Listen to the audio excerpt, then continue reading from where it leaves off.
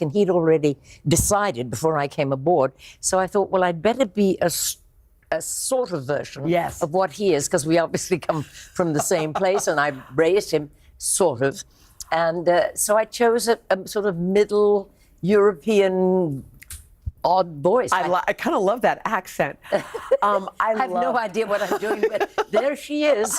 I loved watching you get your American Film Institute Lifetime Achievement Award. Oh, thank you. It was a beautiful moment, and it was made even more beautiful because there was a moment where all the Von Trapp kids came out. I know. Can we please just show this clip? Because there's only 5 of them. There were, of course, 7 children, but we are missing 2, sadly.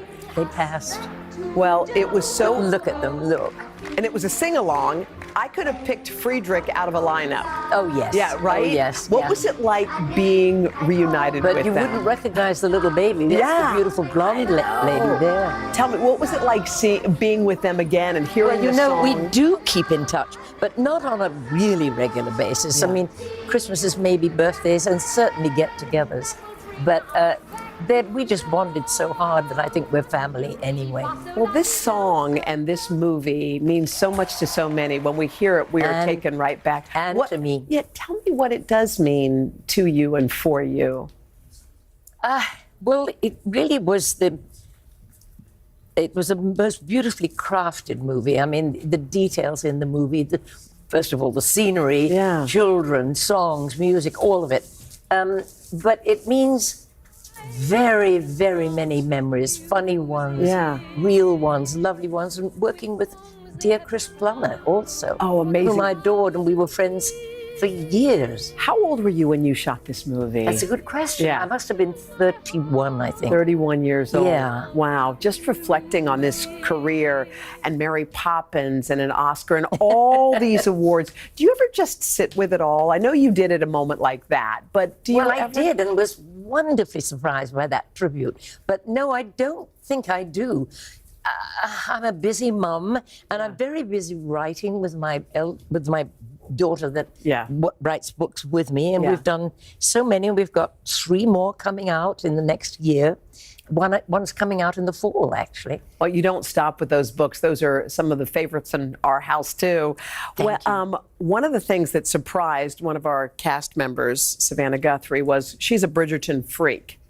What she didn't know, is that the voice of Lady Whistledown, and we're going to play it, who she was. Let's take a listen.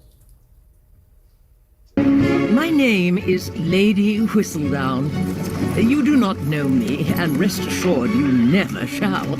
But be forewarned, dear reader, I certainly know you. Okay, this is you. Miss Guthrie, are you... Blown. She said her My mind is blown. You didn't know it was me? I had no idea, which is actually speaks to what a wonderful performance it is. Yeah. It's not Julie Andrews, it's Lady Whistledown. You know, I've never met the company in person. Of course, I see them on the show sometimes, but I do all my own recording far, far away from them. And do you like you've seen the show? What do you think of that show? Oh, I think it's gorgeous looking. Yeah, and they're all wonderful in it, and they're lovely people to work with. I mean, Shonda Rhimes and the whole gang down are terrific. So there you are. It's a joy, and I'm thrilled that they asked me. You just played the one line that I always say, because I don't record everything at one time. So to get back into character again, my first warm-up is, my name is Lady Whistledown, you know. Don't you love it? It's so good. Harry's there, too. But that'll get me back into character if I do it. Well, you are such a delight, and I would encourage people to listen to the speech that you gave when you got your Lifetime Achievement Award, because you spent your speech and your moment congratulating so many other people who work behind the scenes. It was beautiful and just exactly the way you do it. I'm so glad you got it. I got it. Where would we be without everybody around us and helping and being wonderful and professional? You're an amazing human being. We so appreciate you coming to our studio. We love when you're here. Come back with your book. I'd love to. You know, and bring your daughter, of course. Thank you. I'd love to. What a light, that Julie Andrews. Minions, The Rise of Gru from Universal Pictures and Illumination Entertainment is in theaters on July 1st. Coming up, a 90s throwback you will not want to miss with another legend, Meryl Streep. Today is now a podcast, available every morning. Listen wherever you get your podcasts. Welcome back to Today. We got a lot to celebrate on this Wednesday morning. It's good to have you along with us. You don't know when your moment's coming, but when it does, you take it. Everybody's good, and that's it. Hallie Jackson Now, weekdays at 5 on NBC News Now. Today is now a podcast, available every morning. Listen wherever you get your podcasts. The day's biggest political stories with trusted insight now and expert analysis now. A daily look at the politics behind the headlines. Meet the Press Now, streaming weekdays at 4 p.m. on NBC News Now. Now Tonight with Joshua Johnson, streaming weeknights at 8 on NBC News Now. Let's go. This is a critical choke point for this fire.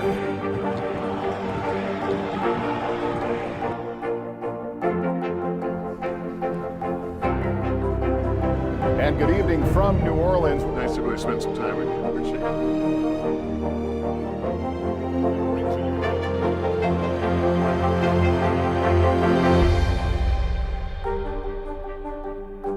Today is now a podcast, available every morning. Listen wherever you get your podcasts. Hallie Jackson Now, weekdays at 5 on NBC News Now. Welcome back. The lovely and uber talented Meryl Streep celebrates turning 73 today. She has had so many terrific roles, but today we thought we'd highlight one in particular. Here she is speaking with Today back in 1995 about playing Francesca Johnson in The Bridges of Madison County. The much-anticipated movie version of Robert Waller's bestseller, The Bridges of Madison County, opens tomorrow, and it's already drawing rave reviews. It's the story of a middle-aged Iowa housewife who meets a globe-trotting photographer while he's on assignment taking pictures of Iowa's covered bridges. In the end, she must make a choice many women may wish they had. Actress Meryl Streep stars with Clint Eastwood, who also directed. Streep says she disliked the book but loved the screenplay. When she sat down with me recently, I asked her how the movie differs from the book. You know, I get the distinct feeling that I'm lost. Are you supposed to be in Iowa? Yeah? Well, then, you're not that lost. They took the treacle out of it, or whatever was too sweet, and they left what was still powerful and passionate.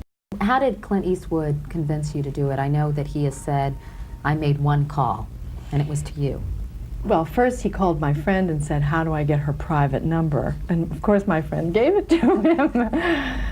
And so the phone rang in the kitchen, and he said, is this Clint Eastwood? And I said, you know, I thought it was my brother.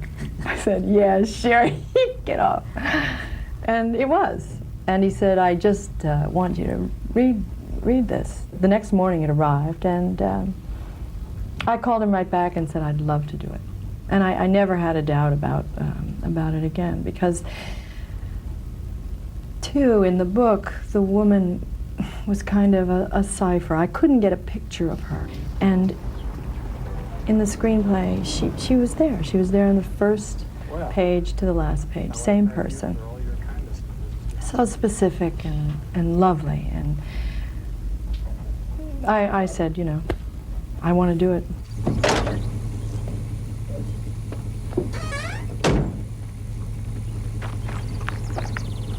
Would you like some iced tea? Other than specific and lovely, how would you describe this woman, Francesca Johnson? Francesca is someone whose loneliness is partly because she's been displaced from her childhood and the dreams of her childhood, and placed in a life where she's happy, she's content, and but the palette of her life, the landscape of her life is maybe limited, and she sees the limits of it, and it's the periphery of her property.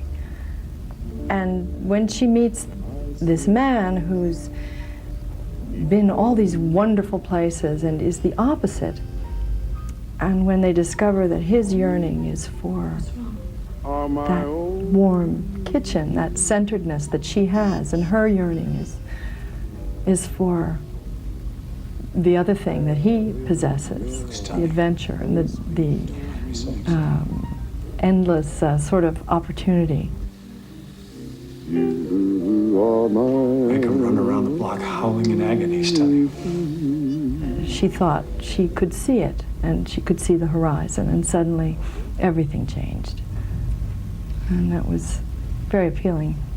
About 2.5 weeks in, which was halfway through the movie, because we worked very fast, he said, you know, I don't say much, but that means it's good. So I said, so you like it? And he said, yeah. So it was really one of those experiences that's kind of effortless. Here's a fun fact. Meryl was nominated for the Oscar for her performance in that film. We hope you're having a great birthday, Mrs. Streep. And that is another Pop Start Plus in the books. Join us tomorrow for another great show. Until then, have a good one.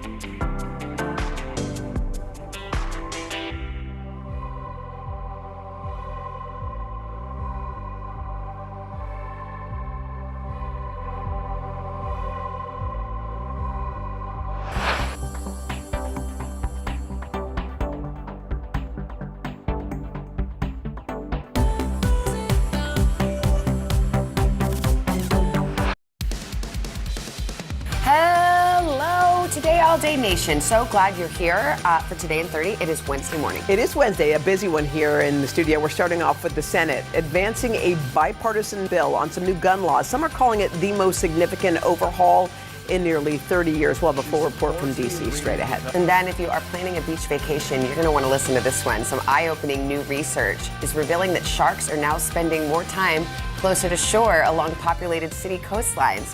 Hi. Thanks Carrie for that. Sanders, who else will have that story? All that, plus we welcomed an icon to Studio 1A, Dame Julie Andrews, the legendary actress. She stars in the new Minions movie. We chatted with her about that and the very big honor she received for her 7 decades-long career. So I don't think we should waste any more time. Should we get going? Let's do it. It's time for Today in 30. We'll start with NBC's Peter Alexander in Washington. Peter, good morning. Savannah, good morning to you. So this is a rare bipartisan achievement, putting a long-awaited package of new gun restrictions on track to pass through Congress, possibly by the end of this week. The deal beefs up background checks for the youngest gun buyers, and it toughens penalties on gun traffickers, among other things. It is a compromise bill. This is not going to satisfy everyone, but it marks the first significant agreement on guns in nearly 30 years. This morning, after decades of partisan gridlock, a major breakthrough in Congress. 14 Republicans joining all 50 Democrats to advance a new compromise on gun restrictions. This is a breakthrough. And more importantly, it's a bipartisan breakthrough. The deal includes enhanced background checks for people between 18 and 21. Closing the so-called boyfriend loophole, preventing romantic partners convicted of domestic violence from buying guns, directing more money for states to implement their own plans to address gun violence, and billions for school security upgrades and mental health services. This grant program will give every state funding that implements programs that they themselves have adopted to stop individuals in crisis from reaching the point of violence or self-harm. Despite the progress, the bill falls well short of what some Democrats, including President Biden, had pushed for in the wake of recent mass shootings in Uvalde and Buffalo. There is no ban on assault rifles, no universal background checks, and no sweeping red flag laws that would allow authorities to temporarily confiscate guns from potentially dangerous people. But top Democrats are touting the agreement. Congress is back on the path to take meaningful action to address gun violence. And Senate Minority Leader Mitch McConnell calls the deal a common-sense package of popular steps that will help make these horrifying incidents less likely, while fully upholding the Second Amendment. The NRA quick with its opposition last night, saying in a statement this legislation can be abused to restrict lawful gun purchases and infringe upon rights of law-abiding Americans. Now, on the other side, one top Senate Democrat says the bill is not everything that is needed, not by a mile, and that she and others will continue pushing for tougher laws. But she said she supports the agreement because, in Senator Patty Murray's words, the most extreme option on the table is doing nothing at all. Savannah? All right, Peter, thank you very much. New research just in time for summer on sharks. Yeah, scientists have now found that they are actually spending more time along populated city coastlines and may even be attracted to certain specific areas. NBC's senior national correspondent, Carrie Sanders, joins us from Florida with more on findings that are a bit surprising here, Carrie. Yeah, absolutely. Well, good morning from a seaweed-strewn beach here. You know, scientists used to think that sharks were like other big predators, say like the grizzly bear, trying to stay as far away from us, humans, as possible. But now this new research shows that sharks may be a little bit more like raccoons or coyotes, where they go ahead and adapt to the environment where they are. So if they're close to the city, that's where they are. And as we know, these sharp-toothed predators can paint their town red. With beach season officially in full swing this morning, new findings on the ocean's most feared predators. Contrary to what shark experts first believed, researchers at the University of Miami Rosenstiel School have discovered sharks are surprisingly spending more time closer to populated coastlines. While researchers did not specifically track great whites like Bruce, they did follow some of his blood brothers, great hammerheads, bull sharks, and nurse sharks. I was literally shocked to find out that not only were the 3 different species of sharks coming to these areas, but they're spending some considerable time there, some of them for months. The unexpected findings come after years of shark tracking off the Miami coast.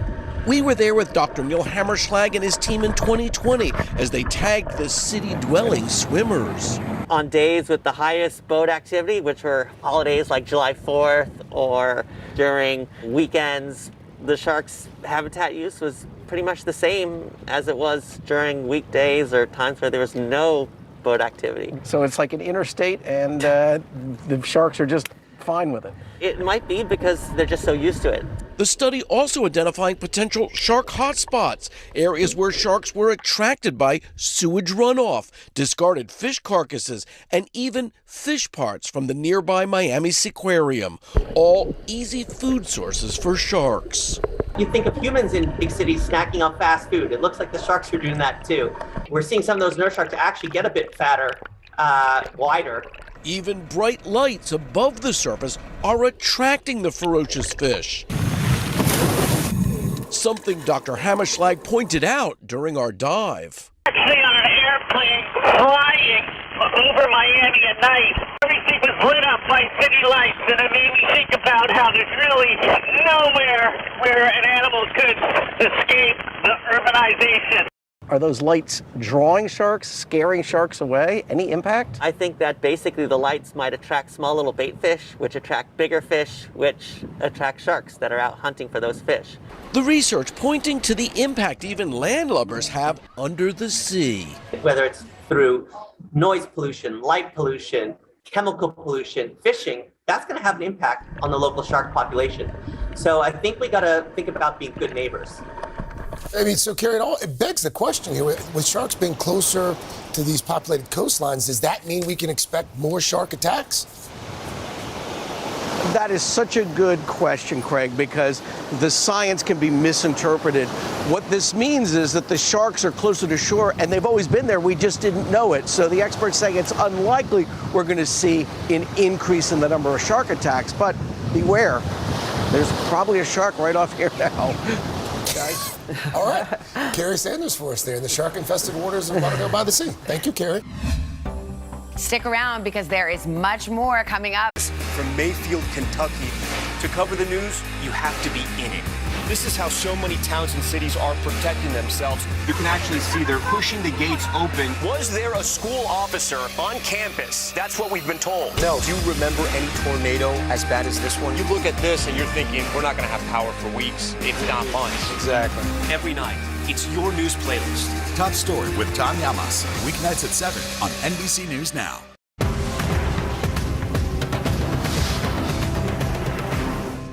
To cover the news, you have to be in it. This is how so many towns and cities are protecting themselves. They're pushing the gates open. Was there a school officer on campus? That's what we've been told. No. Top Story with Tom Llamas. Weeknights at 7 on NBC News Now. The midterms are here. It's time to plan your vote.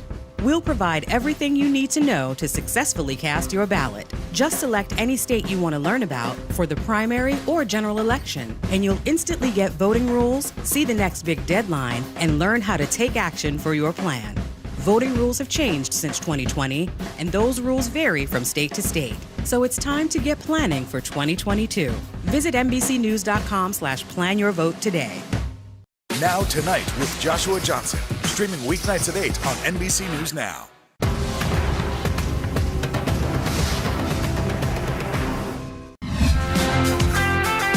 We're back with today's summer savings. So this morning, help for one of the many impacts of soaring inflation, and that is your food budget. Yeah, inescapable. These days, fewer families are dining out. Rising prices on groceries have a lot of folks looking for new, less expensive options in the supermarket. Well, NBC senior consumer investigative correspondent Vicki Nguyen to the rescue. Hi, Vic. Good morning. Good morning. This is a fun one, and I learned a lot, too, about things you can do in the kitchen to make a difference. Our home kitchens these days are a mix of low-price staples, takeout cartons, and condiments, where families are really putting together quick, creative meals to help them deal with the soaring costs of food. With high inflation causing families to cut back on dining and entertainment, getting creative in the kitchen has become the new night out. Back in World War I, they said victory is in the kitchen, and I feel like we're right back to that again right now. Luckily, the bread baking, canning, and pickling skills many of us picked up during the pandemic are paying off in this season of high costs. What are some ways people can splurge on their meals and still make them feel special and still stay on a budget? Cook once, eat twice is a great way to stay on a budget. So if you have a favorite meal, maybe it's like a pad thai or something like that, and you cook it once, you can eat twice. So make enough to eat twice. So less effort, less money spent making one big batch there. Another great way to do some of your favorite things is the supplementals. Use some of that kitchen equipment that you haven't touched in a while, that food processor, your blender. Those are all going to be tricks and tips that are going to help you get through this and save a little bit of money. In a recent survey by marketing firm Veracast, 61% said they've pulled back spending on restaurants and delivery over the last 6 months. And when families do order takeout, they're making those meals last longer, adding special ingredients from home. Maybe they'll order an extra container of rice, and then the next day combine that with leftovers to make a quick fried rice with this, kind of a restaurant meets semi-homemade moment. It's a spicy condiment made with oil and chili flakes. Editors at thekitchen.com say folks are looking to stretch their dollars without giving up all the goodies. And I see people really kind of doing these high-low shopping moments where you might have bulk rice, bulk beans, but you're ordering this small batch salsa matcha from a small maker. Other ways to save without sacrificing flavor: growing your own herbs and skipping expensive products that could easily be made at home. A jar of pasta sauce can cost up to $10 when you can make it for a fraction of that with a can of tomato product, whether it's pureed or crushed, an onion, some fresh garlic, and a little bit of chili flakes. It's much easier on the budget. Also, buying whole grains and plant-based foods can be healthier and cheaper than meat. What about cooking with ethnic or international ingredients and shopping at those different markets? Ethnic foods and international foods are a great way to get a ton of flavor without spending a lot of money. A lot of those meals are grain-based already, and you just have to pick up a few inexpensive spices. Embrace variety, experts say, and you might end up finding new comfort foods for less.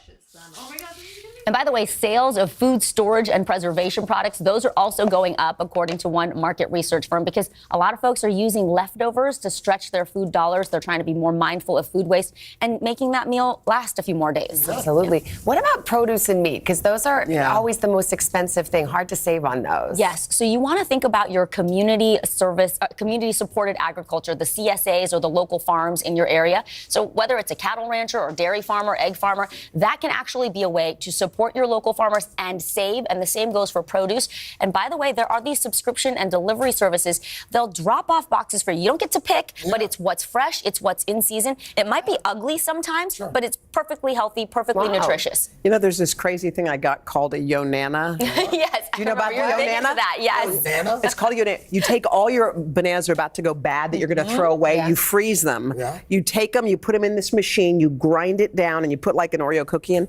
It tastes like ice cream. wow. I'm not kidding. with an Oreo? You can add strawberries, but it's a way because your produce is going to go bad, and it substitutes for dessert. Totally. I got it from Stephanie Rule. You know, Kids love it. but it's awesome. Yonana. Try You're it. wearing the Yonana color today as well. I love that. And your little tip about making your own smoothies? Yeah, I mean, that's the same thing, It's a right? Because no-brainer. it's $10 for a smoothie out in the world. You just throw some frozen strawberries and a banana. Your kids don't know the difference. Good for you. Good for them. Drinking it. Yep. All right. You can also use some frozen bananas as well. Exactly. Try it. You'll love it. I'm not Thank you, kidding. Vic. It's real good. Yonana. Yeah. Here's a cute little boost. All right, so check out a great moment between two fans at yesterday's game between the LA Angels and the Kansas City Royals. So Royals outfielder MJ Melendez tosses a ball into the right field stands. The man who catches it is all pumped up, but he then decides to pass to a young boy sitting in front. How sweet, right? Later, when Angels' Jared Walsh hit a home run, the boy's own father gets the ball. Kid's dad's gonna come up with And he gives it to his son, of course. Without even hesitating, the boy takes the original ball and throws it back to the fan who caught it. That's awesome. How about that? That's awesome. Raised a good son. I feel like we're seeing more of that at baseball stadiums across the country this season. I love it. Good sports. It's a can't miss summer on Today.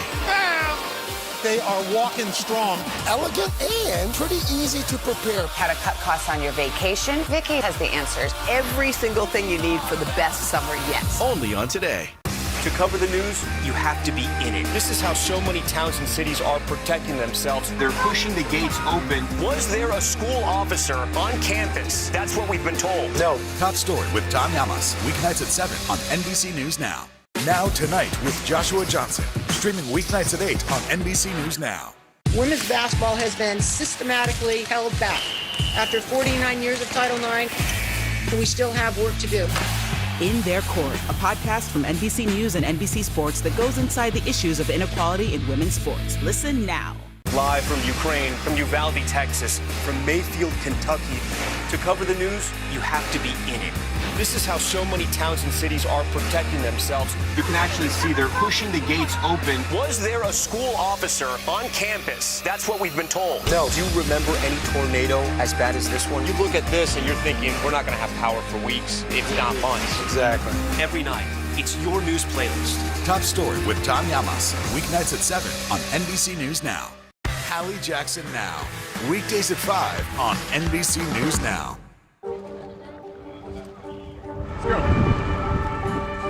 This is a critical choke point for this fire.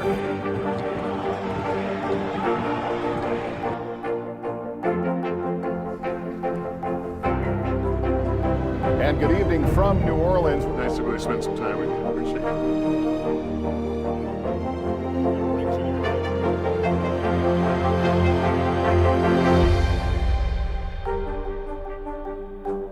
Now Tonight with Joshua Johnson. Streaming weeknights at 8 on NBC News Now. We haven't been this excited in a very long time. Dame Julie Andrews is in studio with us this morning. Yes, of course. She has starred in some of the most beloved films in our time, including Best Picture winner The Sound of Music and the coming-of-age classic The Princess Diaries. Well, her latest role is a bit more animated in the Minions Rise of Gru. Julie once again plays Gru's mom, Marlena Gru, a character that she describes as deliciously dreadful. No, she's the worst mum in the world.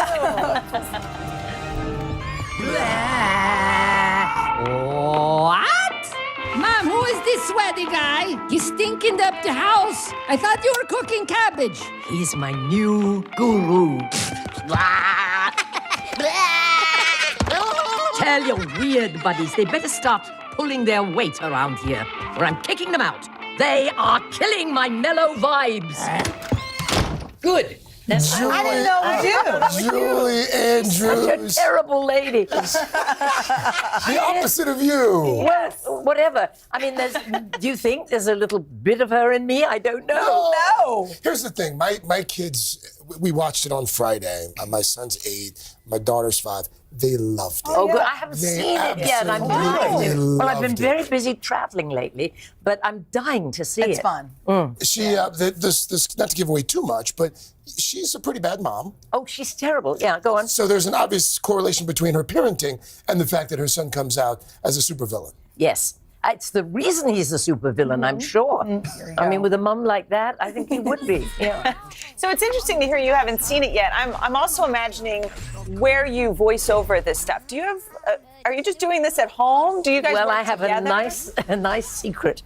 I'll tell you. When COVID hit, I was going into a studio all the time, in a very lovely studio, quite close. But with COVID and everything was like, do you think you might send us some temp tracks or something from home? I have a grandson that is an editor and a sound man, does all of that. He's all of 25 years old. Oh, that's wonderful. He said, Granny, I'll build you a little studio. So he commandeered one of our upstairs closets. That's awesome. And it's hung with blankets and drapes and stuffed with pillows for sound and all of that. And I go in and kind of throw the last blanket over me and practically expire in there, but I get... I do get all my recording done in there. And voila. And it's perfect. And now I don't want to go anywhere else. Of course. It's all convenient. I didn't know it was you. I watched the whole thing last night with my kiddos, and I said, guys, we're interviewing Julie Andrews tomorrow. I'm like, which one was she? So they waited for the credits. And I said, Mom, it was the mom. I'm like, oh. It's one of the hardest ones, voiceovers that I've ever done. That's awesome. Because she's kind of complicated lady. Yeah, I'm sure she quite is. the accent. Exactly. So listen, you were recently honored with the 48th AFI Lifetime Achievement Award. Yeah. I thought it was so cool. I don't know if you were surprised, but you had the Von Trapp children. They were there.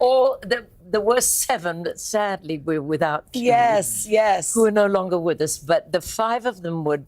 Well, I do keep in touch with them, and I know them, and we exchange Christmas cards and birthdays and stuff. But I just love them dearly, and there they are. You know, it's so interesting. So this isn't about me, but my husband's from Nigeria, and he moved here when he was 14, and we started dating. He was 17, I was 18, and we connected because you came up, and he used to love the sound of music, and so did I.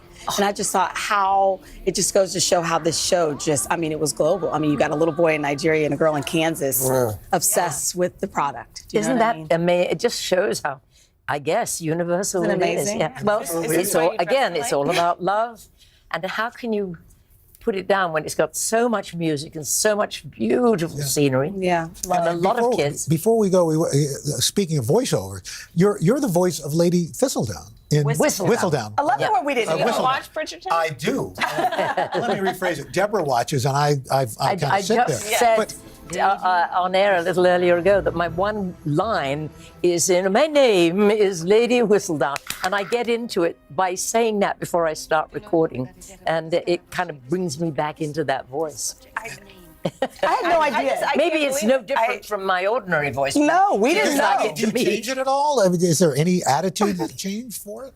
Well, for that lady? Yes. Well, she gets very caustic from time to time, and she puts people down and talks about, she's more a teaser than anything else. When will we discover such and such and such and such? I just want to listen to you just talk. I know. I just want to hear all your stories. I know. I've read your book, but I just want to hear it in your voice, which I guess there's an audio version somewhere. And these days have a lot of stories. And we've got some children's books on the way, too. Yes, we do. We do. We've got one coming out in the fall, and it's called The First notes. And believe it or not, it's about the monk in the 11th century who actually invented the solfege, the scale of do, re, mi, fa, sol, la, ti, do. Do us a And favor. in the 11th century. Yeah. Come back when the children's books are out, and so we can talk I'd about love this. to. I'd love to, and I'll bring right. Emma with me because you wrote it. Yes. And make sure you tell me what you're wearing so we can coordinate again. Dame Julie Don't forget to call. Andrews and her twin, Dame This is the Chanel dream. Jones. It's called Minions. You've never Minions, The Rise of Gru from our sister company, Universal Pictures and Illumination Entertainment. It is in theaters. July 1st. You're a light. I've got to go see it. Live from Ukraine, from Uvalde, Texas, from Mayfield, Kentucky. To cover the news, you have to be in it.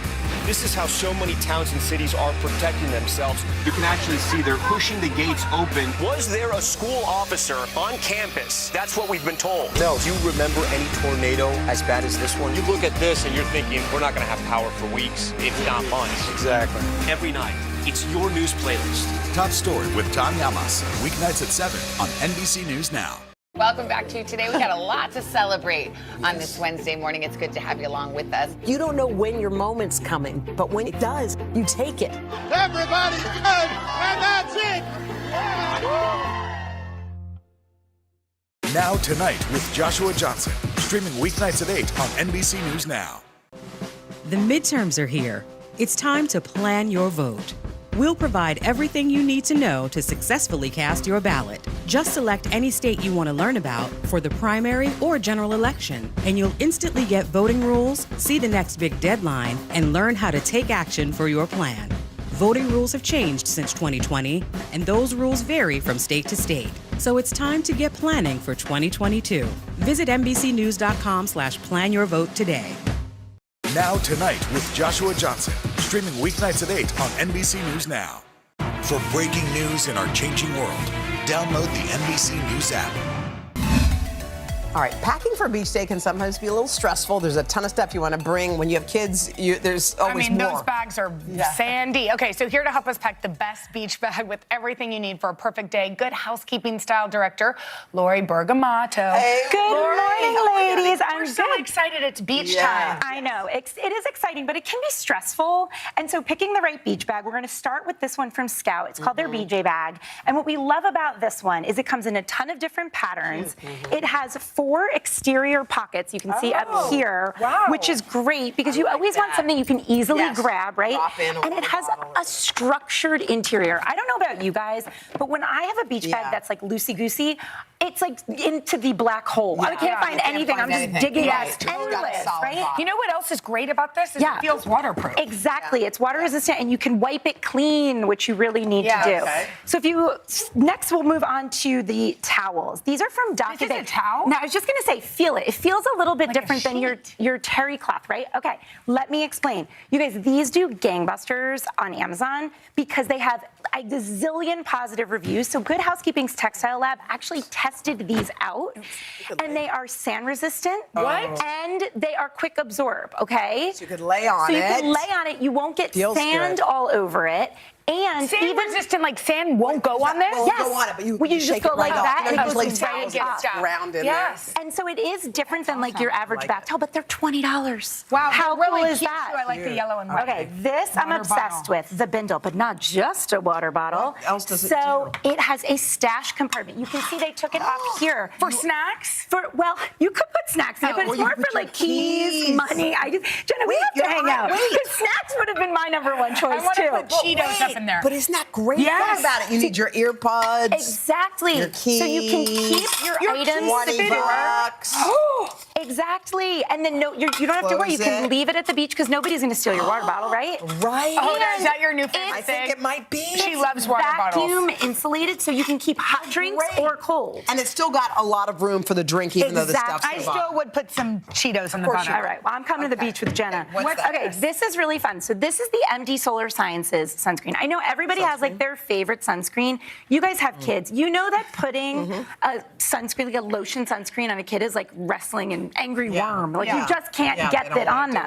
This is great because it's compact. Also, you can use this for you guys. You can use it for your kids. And you can put it in the side pocket of your beach bag. Exactly. You could even stuff it in the bottom. Okay. It's hypoallergenic, fragrance-free. We like It's an hats. amazing thing. These are packable, you guys. So this is from J. Crew, the wide packable. So small on our heads. It's embarrassing. No hats have ever Why fit me. this Not is one. me a hat I love how today. they're like, small and they- medium. you know what they- J.Crew, you know you what can they pack say? it too. Why didn't you They get always us say it larges? fits all, and it never does. fits our We're head. gonna get you one that fits. This Okay. is the I Live speaker, Wait, let's do this under one first. $20. Good Housekeeping tested this out. This is great because it attaches to your beach bag, and it's super durable. Has an IPX5 rating. I love it. Okay, this is it. Do you play Uno? You guys Yes. have families? Yes. Oh my God. Okay. Uno flip. Have you played No. this? Oh, you guys, get ready. We don't know. There's a flip card. This is the flip card right here. So when somebody plays that card, you flip it over. You flip the Meaning whole pot. they're double-sided, you guys. The game is endless. And so they're brace yourself, waterproof? and they're waterproof. It is the ultimate beach game. Why does it come like this? Because you can attach it to your beach bag. You don't have to keep it like that. last You just attach it to your glasses. beach bag. Okay, cool. Knockarounds. This is a fashion editor favorite. Why? These are because they look really cute on chic. you. They're under $25 Yes. and they're polarized. really Ooh, cute. those look so Look good at on that. you. I like Guys, those on you. knockaround I like is those where on it's you. at. Styles galore, and you don't have to worry because they're $24 if they, you leave 24. them at the beach. Look at you two Ooh, ladies. I like your like black. those. These look good. That's the right size. I love how this has turned into a sunglass modeling Large? segment. Is that what you're Oh, no, those are the ones. Those are the ones. Those are perfect. Come back tomorrow. We got another big show. Yeah, we're gonna see you then. Enjoy your Wednesday.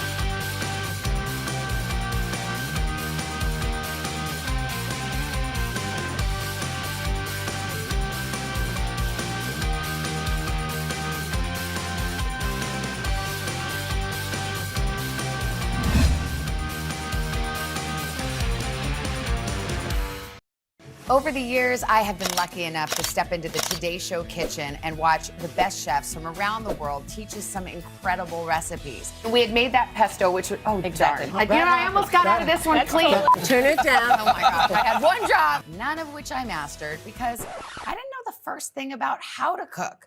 But those days are behind me for good, and I'm finding some confidence in the kitchen.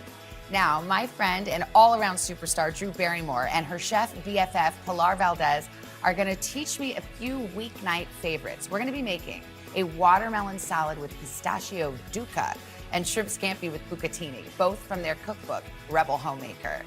I am so excited to be cooking with these ladies today, so let's get started.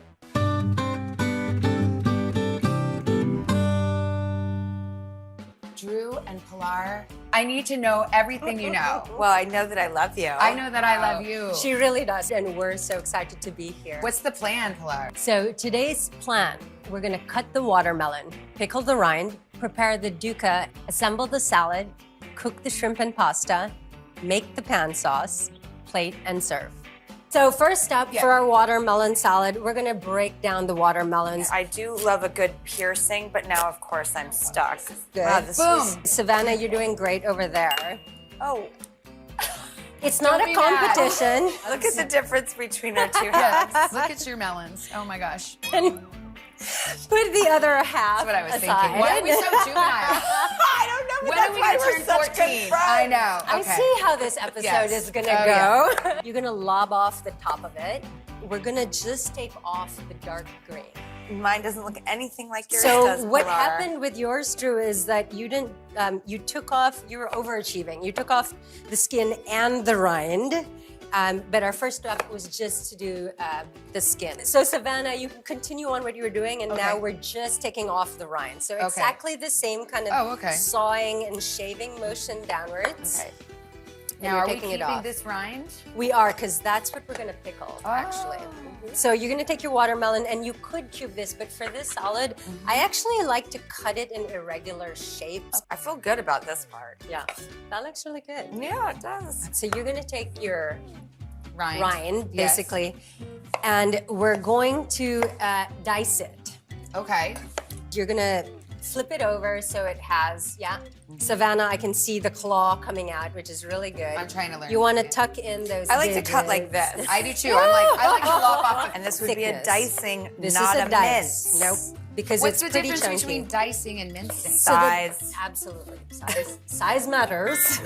I'm gonna take a sip on that. What are we drinking? This is so good, by the It way. is so What good. is it? It's a mocktail. It's a version of a Pimm's. It's based on a Pimm's cup, which is usually with gin, but this one is without. By the way, you would never know there wasn't alcohol in here. Oh my gosh. Drew What is loves, that? Very gingery, right? Yeah, so there's ginger beer, and Drew, I know you love tea, so it's a combination of black and rooibos. Okay, that's a very unique flavor. Yep. Okay. So good. All right, so wait, what do we do now? Pickling anything is a flavor profile that I really love. Oh, me too. It is basically equal parts water and apple cider vinegar. So Savannah, so you're gonna 3/4 add cup that. water. 3/4 cup water, 3/4 cup apple cider vinegar. Got it. And then 1 you can actually, tablespoon honey. and then one, exactly. I Ooh, like the honey equal bear. parts a lot. Yeah. It's just such a easy brain. Yes. Ratio to remember. Yes. Yeah. Let's add in the salt. What, are you sprinkling it on purpose, or are you just trying? No, I am, because I don't like the dump. Is Yeah. like, then you have to work harder to get the solubility. If you shake it in, I feel like it's just a better That's method. actually a very good pro tip. And All then, right. Drew, I'm gonna have you add in the fennel seed, which is on half top. teaspoon. Half fennel seed, teaspoon of fennel please, seed. honey. Lovely. Sprinkle on in. All right, you got crazy. It's half usually teaspoon coriander. There you go. And we're gonna do half a teaspoon of the cumin. And then the last thing is half a teaspoon of the pink peppercorn. I love pink peppercorn, and I especially love it on green dishes. Yeah. Savannah, have you had pink peppercorns No, I have before? not. So they're really, and you can actually take a little bite, and they're like very fruity and floral. Oh, yeah, but they're not peppery. a little peppery, but not as pungent as a Yeah. black. It's gonna basically come up to a little bit of a simmer. Okay. And as long as the honey and the salt is completely dissolved, then you can pull it off. Drew, you're gonna carefully pour it into our 1 cup Okay, of she knows water. me too well. She's like, you know that graceful ginger side of yourself Yes. that you don't have? Try Try to tap it. You're that just to it. pouring it right over. Yep. Then what happens? After 30 minutes, this is gonna be good to go. It's so Freshness. easy. Super easy. That's pickling. That's pickling. Boom. To cover the news, you have to be in it. These are families trying to board those trains to Poland. I also want to get home. You'll get home. Every night, it's your news playlist. Top Story with Tom Yamas. Weeknights at 7 on NBC News Now. Live from Ukraine, from Uvalde, Texas, from Mayfield, Kentucky. To cover the news, you have to be in it. This is how so many towns and cities are protecting themselves. You can actually see they're pushing the gates open. Was there a school officer on campus? That's what we've been told. Mel, do you remember any tornado as bad as this one? You look at this and you're thinking, we're not going to have power for weeks, if not months. Exactly. Every night, it's your news playlist. Top Story with Tom Yamas. Weeknights at 7 on NBC News Now. Top Story with Tom Yamas. Weeknights at 7 on NBC News Now.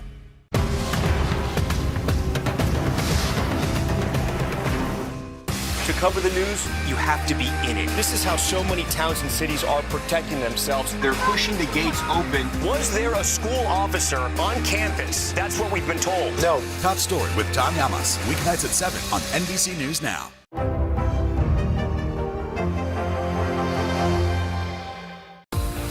It's a can't miss summer on today.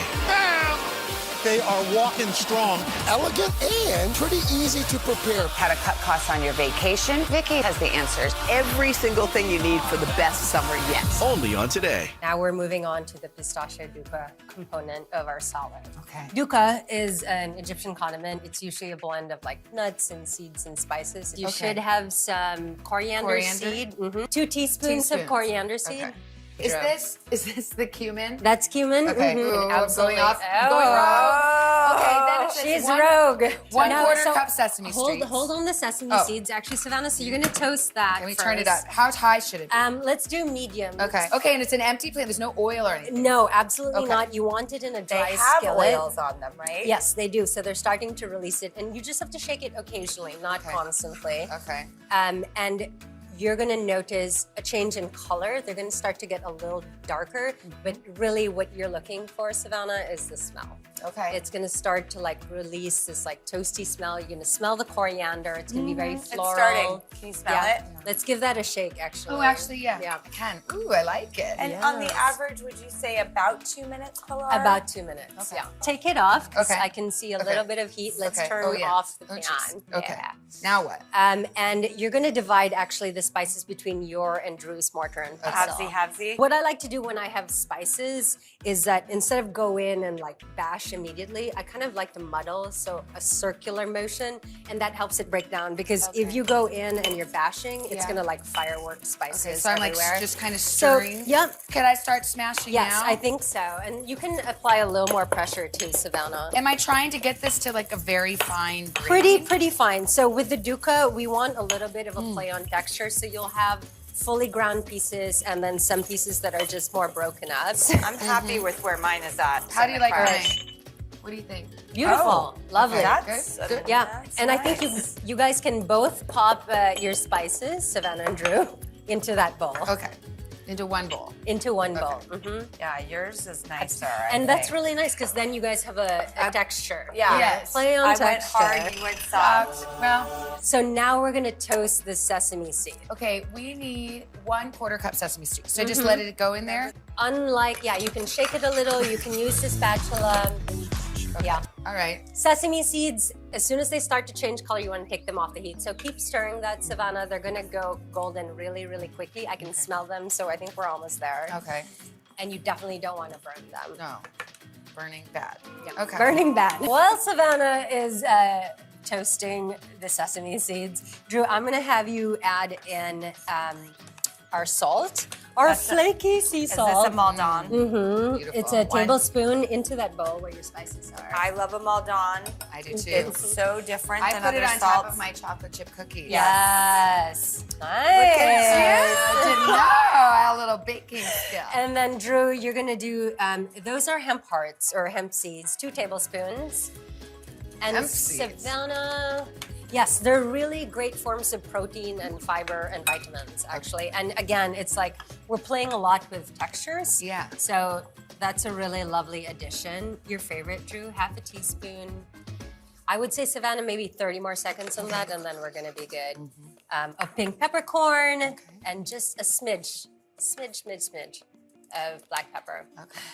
Smidge. That's That- more that's than a plenty. smidge. That's definitely more than a smidge. Wow, you have a hot, I love spicy pepper. tongue. Everything Okay. could be coated and rubbed in pepper. All right, do you think we're good on these seeds? Let me see. I feel like they're almost there, Okay. right? They're almost turning golden. But we need music. All right, I Okay. think that looks really good, Savannah. So let's turn off the heat. Dump them Yeah, in? dump it in. And now we have the pistachios. I can just kind of like Absolutely, do this like Savannah, Julia I Child like style. you. That's great. You're kind of rocking back and forth. Am I making you proud, Pilar? You are making me so proud. This second. I'm actually going to stop you guys right there because I really like the 2 textures that we're playing with. Okay. Savannah's on like a finer, and then Drew's is on a rough. I think we've established this a is pattern. a really good combo. We're going to scoop all those nuts into this bowl. Scooping the nuts. Yeah. Pretty colors too. Really, really pretty. Yeah. And Drew, you're going to give it a good mix. No pistachio left behind there. No pistachio left behind, please. Okay, that looks amazing. Yeah.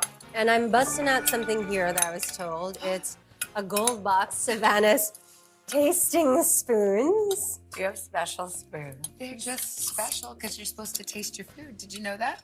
I didn't, and now I do. So just take a little. Take a little, and then we can sort of play from there. So it's gonna have that floral from. I yes, like it. I wouldn't yes. change one thing, would you? It has enough salt, enough pepper. It really does. All right, success, ladies. The love story continues. We made dukkha. We're gonna assemble the salad, but when we're plating it, it's gonna be a little bit of a friendly competition. Ooh. Then. Let's go. You guys got this. All right, Okay. so in your little jar is a simple lemon vinaigrette. Okay. It's just lemon, olive oil, salt, and pepper. Okay. And it's separated a little, so just give them a little shake. It emulsifies it, which is There you ever go, so Drew. important. If anyone's doing an oil and vinegar salad, emulsify it first. It'll taste 50 times better. Drop in your knowledge. All right, so in your bowl, you have a little bit of arugula. I like to coat a little bit of the bowl. I know, it sounds crazy, right, Savannah? But I'm not gonna use all of that. No, you don't have to, and you dress the taste, but when you coat the side of the bowl, you're basically not dumping it on the leaves. And then now we can start building. Okay. So a little arugula on the plate. Remember, you're making something beautiful. Okay. Arugula on the plate. This is where the competition. Yes. Okay. So And what's our then next one? Your watermelon slices, you're gonna dip it in the dukkha. Oh, dip it in the dukkha. And however you want to dip it is up to you, and you're gonna lay it on you, the plate. You dukkha you. So there you go. So you're just dipping those watermelon slices. And I like to leave a bit of it without the dukkha just so that it has that freshness, and then you'll get the pop. Oh, so of the some crunch. dukkha and some don't. But I'm actually asking. I feel like there should be like late night comedy. I know. Just cheesy like Rodney Dangerfield. By the way, the best. Okay. Here, there's no rules. Okay. Don't forget to finish also with your pickled watermelon rind. You can scatter it around. How can I win? What if I make like a tower? I know. You can by the totally way, make a I've been tower. Thinking of towering Little the whole like time. Jenga. And Okay. then you can finish with a little bit of Maldon salt also, which Okay. just like brings all those flavors together. I learned from. Little Salt Bay Maldon salt. Oh, I love it. I don't know. Shall we Oh, Vogue for the camera? Yes, I think we know whose is best. It's yours. This looks very pretty. Really? It really does. I like your little tower. I feel like they're both pretty. I also feel like these are three Very extremely different. different approaches. You went like. Just put it on the plate. No, actually, I feel like yours has like a Lanes, strategic right? pattern. Yeah, it does. And yours is sort of abundant, and mine is amount. I love it. All right. Shall we walk? Yeah. Cheers, guys. We're here to start conversations about the big things happening in our world because it's not my job to tell you what to think. My job is to think about what you tell me. Now Tonight with Joshua Johnson, streaming weeknights at 8 on NBC News Now. We'll meet Ukrainians who are defending their country one block at a time. When you were still in Kiev, could you hear the bombing? My name is Lester. Who's this? To cover the news, you have to be in it. This is how so many towns and cities are protecting themselves. They're pushing the gates open. Was there a school officer on campus? That's what we've been told. No. Top Story with Tom Yamas, weeknights at 7 on NBC News Now. It's a can't miss summer on Today. They are walking strong, elegant, and pretty easy to prepare. How to cut costs on your vacation? Vicky has the answers. Every single thing you need for the best summer yet. Only on Today. Now Tonight with Joshua Johnson, streaming weeknights at 8 on NBC News Now. Sometimes the news can be difficult and overwhelming for kids to understand. Ukraine and Russia. Could you help me understand what's going on? So to help make sense of it, we've created a newscast just for them. We hope your family will watch Nightly News Kids Edition. Hallie Jackson Now, weekdays at 5 on NBC News Now. Sometimes the news can be difficult and overwhelming for kids to understand. Ukraine and Russia. Could you help me understand what's going on? So to help make sense of it, we've created a newscast just for them. We hope your family will watch Nightly News Kids Edition. To cover the news, you have to be in it. These are families trying to board those trains to Poland. I also want to get home. You'll get home. Every night, it's your news playlist. Top Story with Tom Yamas, weeknights at 7 on NBC News Now. For breaking news in our changing world, download the NBC News app.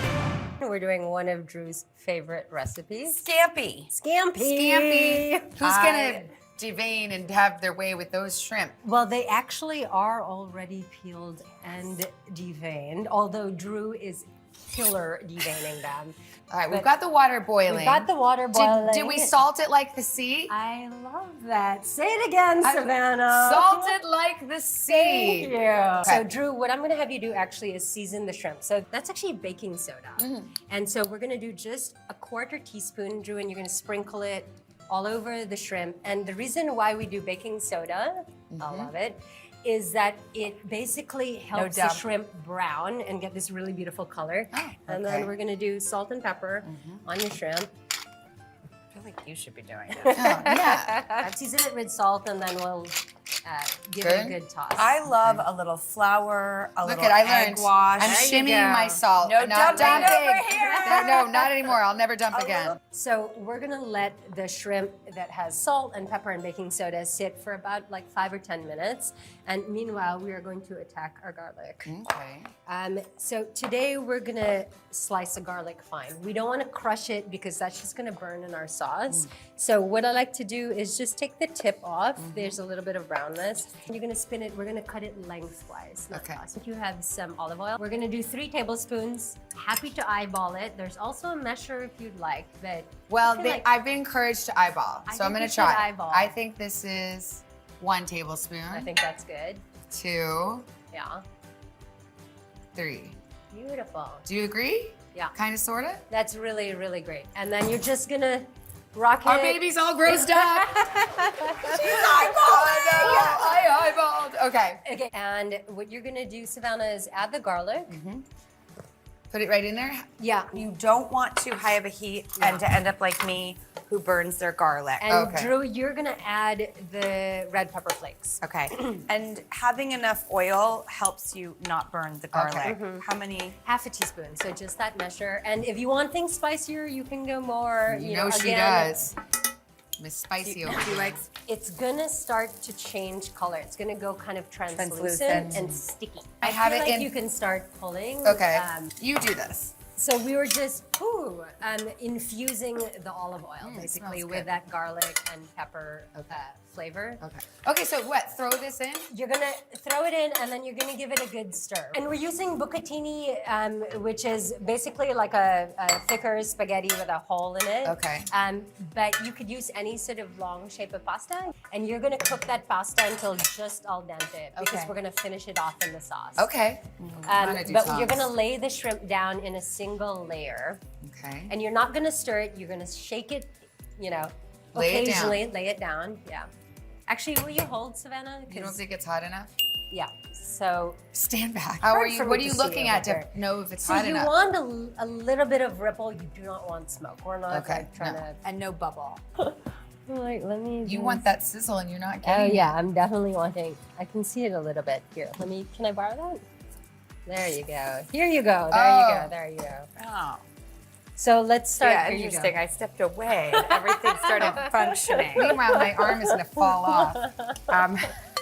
Holding these. Oh yeah, shrimp. that, you know what? I hear what you're talking about Yeah. now, Pilar. Yeah. There's a I definite get it. That's sizzle. why she wanted to hear this. No wonder. Yeah. All right. People always talk about cooking, like smell and what you can see. I'm always like, I can hear my water boiling. I can hear it sizzling. Like, I like that. She brought in the strongest sense of them all. Exactly. The color will start to tell you when it's cooked. It starts to get pink. Its and tails these are shrimp- already pink. Yep. Do I need to flip them over ever? Not You know yet. what? I think it's a little too early, but let's peek at one, and basically the color will have changed, and it's gonna have a little bit of like kind of. Ooh, okay. That was so good to me. a little more. Okay. And you can give the pan a little bit of a light shake, but we're not. You don't mess with We're it. not Don't stirring. jostle Yeah. them. So Savannah, when you flip them, you're gonna kind of move them to a different. Okay. They're gonna go in different spot. There moving you different go. neighborhood. Yeah, because it does, some stoves will have shrimp heat zip spots. code I know. I'm gonna have you add 2 tablespoons of that butter. So that's 1, 2. Beautiful. Just into that pan. Ooh, now we're talking. Right. The reason why we put just the 2 pats of butter right now is that you're basically starting to build that flavor. Right. You touch it with your finger right now. You see Pretty how firm it is? Yes. Is that a good thing? That is a really good thing. Okay. So we're almost there. So we're just gonna rescue the shrimp. Take them out? Take them out, leave the butter in and cook in. Okay. And Oh, they're basically like That's it. almost done. We're gonna finish them off with the pasta and the sauce. Drew, will you actually, speaking of pasta, Stir. I've forgotten. Please stir it. Test and it. then maybe just try a new, no, very far. Nowhere near. All right. Hard as a rock. Al dente. Stiff as a board. This is like, pencils? That's great. No, that's, oh yeah. So in this little carafe here, we have white wine. Wine, okay. Dump it in. Dump it in, and then you're gonna take your wooden spoon. Deglaze? Deglaze. What is deglazing, Savannah? Scraping the nasty bits off the bottom. Yes, I know, the flavor bits. Yes, absolutely. I did learn a deglazing. I love that. All right, you're gonna do not all that butter. Actually, you're gonna do 4 more tablespoons, basically. 1, 2. Oh, look at you eyeballing 3. it. That's impressive. 4. All right, and that goes into the pan.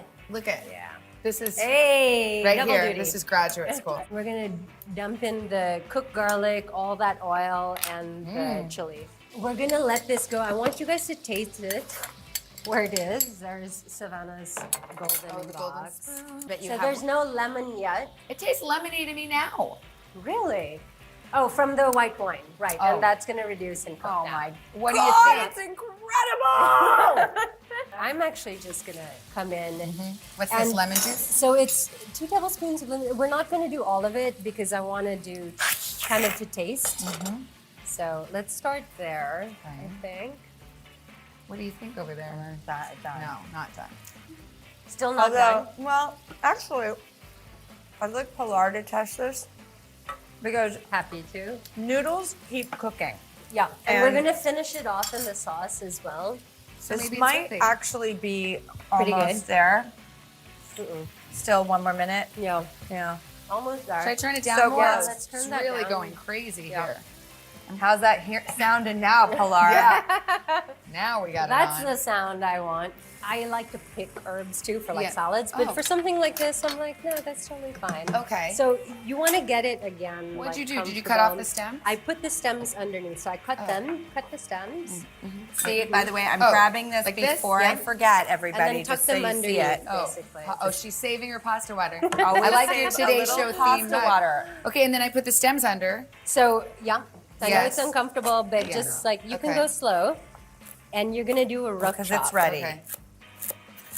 Drew reports that the pasta's All ready. right. Okay. And Savannah, you're gonna start putting that pasta in. And it's totally fine that it has the liquid because wondered. that's just gonna make a nicer emulsified sauce. Yeah. Look how beautiful that Oh my sauce gosh, this is, looks right? incredible. And I think you do need a little bit more pasta water, Drew. What do you Oh, think? aren't you glad a you little. saved it, A Drew? little bit, a touch. Give me a little splash. That's great. Wow. Yeah. And is the shrimp just the very last thing I put on there? Yes. I like this big old skillet too. It's fun. Makes me feel like a real chef. Savannah, you're gonna kill the heat. Okay. Done. And then you're gonna garnish with your chopped parsley. Right in the bowl, huh? Right in there. And I don't want to go crazy, right? Just a little like that? Just a little for color, and then you can give it a toss again. It's with, the shrimp oh gosh, is this looks so good. perfect. Wow. It's ridiculous. And how are we gonna Perfect. plate it? We got a bowl for you. Okay. Now, this Okay. part- This is gonna be a little tricky. Because this thing weighs 6 billion pounds. Ow, watch out, watch out. Okay, look, I think we did pretty good. Oh, I think we did perfect. Look at it. And then you By can the way, go- I feel like you should Lion King that now. The ball. Wow. And then you can serve it with a little bit more fresh parsley, chili Okay. flake, Little lemon. garnish. Love as it. you Garnish it up. wish. Just a little bit. We chopped those. Let's go. Yeah. Guys, Shall we? let's chow down. Let's do it. We're here to start conversations about the big things happening in our world because it's not my job to tell you what to think. My job is to think about what you tell me. Now Tonight with Joshua Johnson, streaming weeknights at 8 on NBC News Now. Uvalde, Texas, a small town that has become yet another landmark. How long do you think it took for all this damage to occur? tell us what it was like? With our NBC News exclusive. My name is Lester.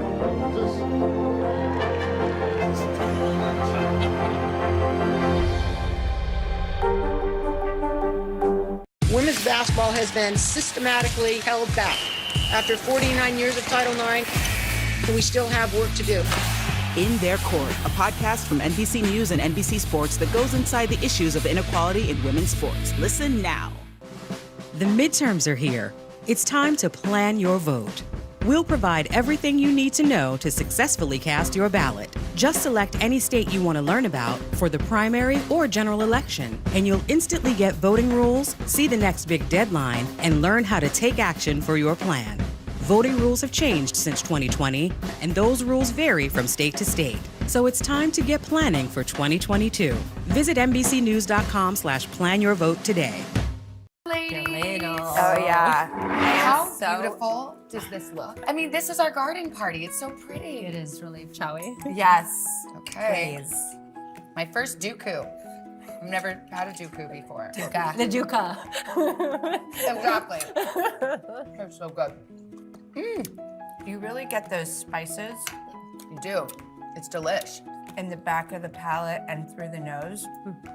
But it's so cold and refreshing. Also, right? And then you have the pickle that comes through that is just like a little floral.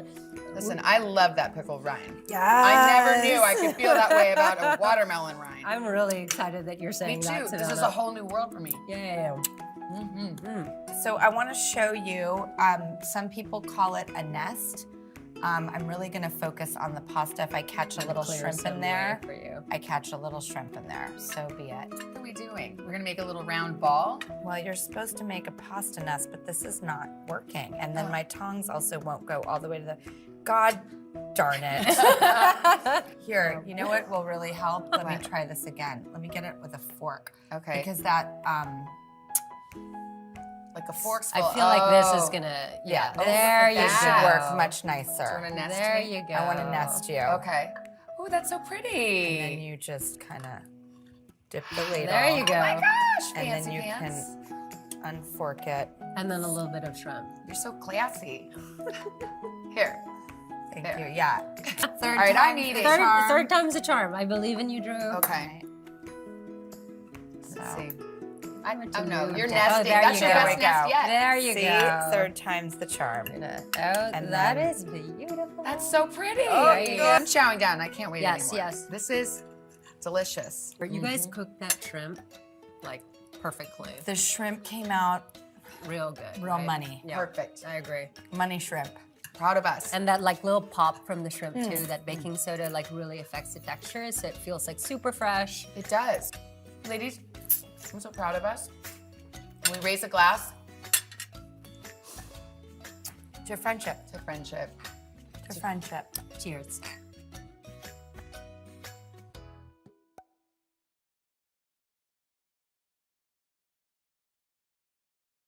I'm Shop Today editorial director Adriana Brock, and I know shopping trends. I seek out new and notable products so you don't have to in Editor's Picks. I'm fashion and beauty expert Makon Lovu, and I'm bringing you industry insiders and those in the know to share all the buzzworthy products sweeping social media and influencer trends. I'm Shop All Day contributor Chassie Post, and each week I'm here with the must-have fashion and beauty products at a price you'll like in Style Finder. This is Shop All Day Accessories for All. Hey everyone, I'm Adriana Brock, and we are back today with a new episode of Shop All Day, all about accessories for everybody in the family. Accessories may be small, but they can make a big impact. We've rounded out some of our favorite picks that are instantly gonna upgrade your wardrobe, home, and your life. We've got everything from a simple style solution for your Apple Watch to a chic rattan bag that is a must-have for summer. And see that QR code at the corner of your screen? You can use the camera on your smartphone to scan it for instant access to the products on the show today. Or you can text SHOP to the number below to shop everything we're sharing with you today. Okay, so if you're in the market for a classic bag that you're gonna use year-round, look no further. This LL Bean Tote might be as good as it gets for a bag that marries style, and utility. The Bowdoin Tote open top bag is made with a sturdy canvas that can withstand the elements, whether you're on the beach, commuting to work, or traveling. It comes in a bunch of different sizes, so you can choose from regular or long straps too, which is my favorite part. And you can get it monogrammed, so everybody in the family can get their own. And the folks at LL Bean promise that their bag can hold up to 500 pounds, which sounds crazy, but when these bags came out in about 1944, they were originally used as ice carriers, so they are really built to last. And whether you're toting around your LL Bean bag, your travel bag, or a laptop bag, you're gonna want a Clippa bag hanger. Here is why.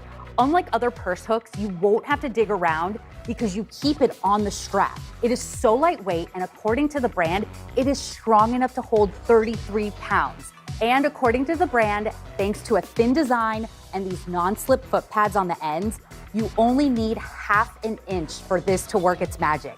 That means you can hang your bag off thin edges, ledges, rails, and openings.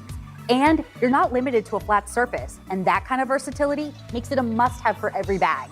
And whether you're working from home, heading to the office, the Shop Today team loves these puffy laptop sleeves from Bagoo.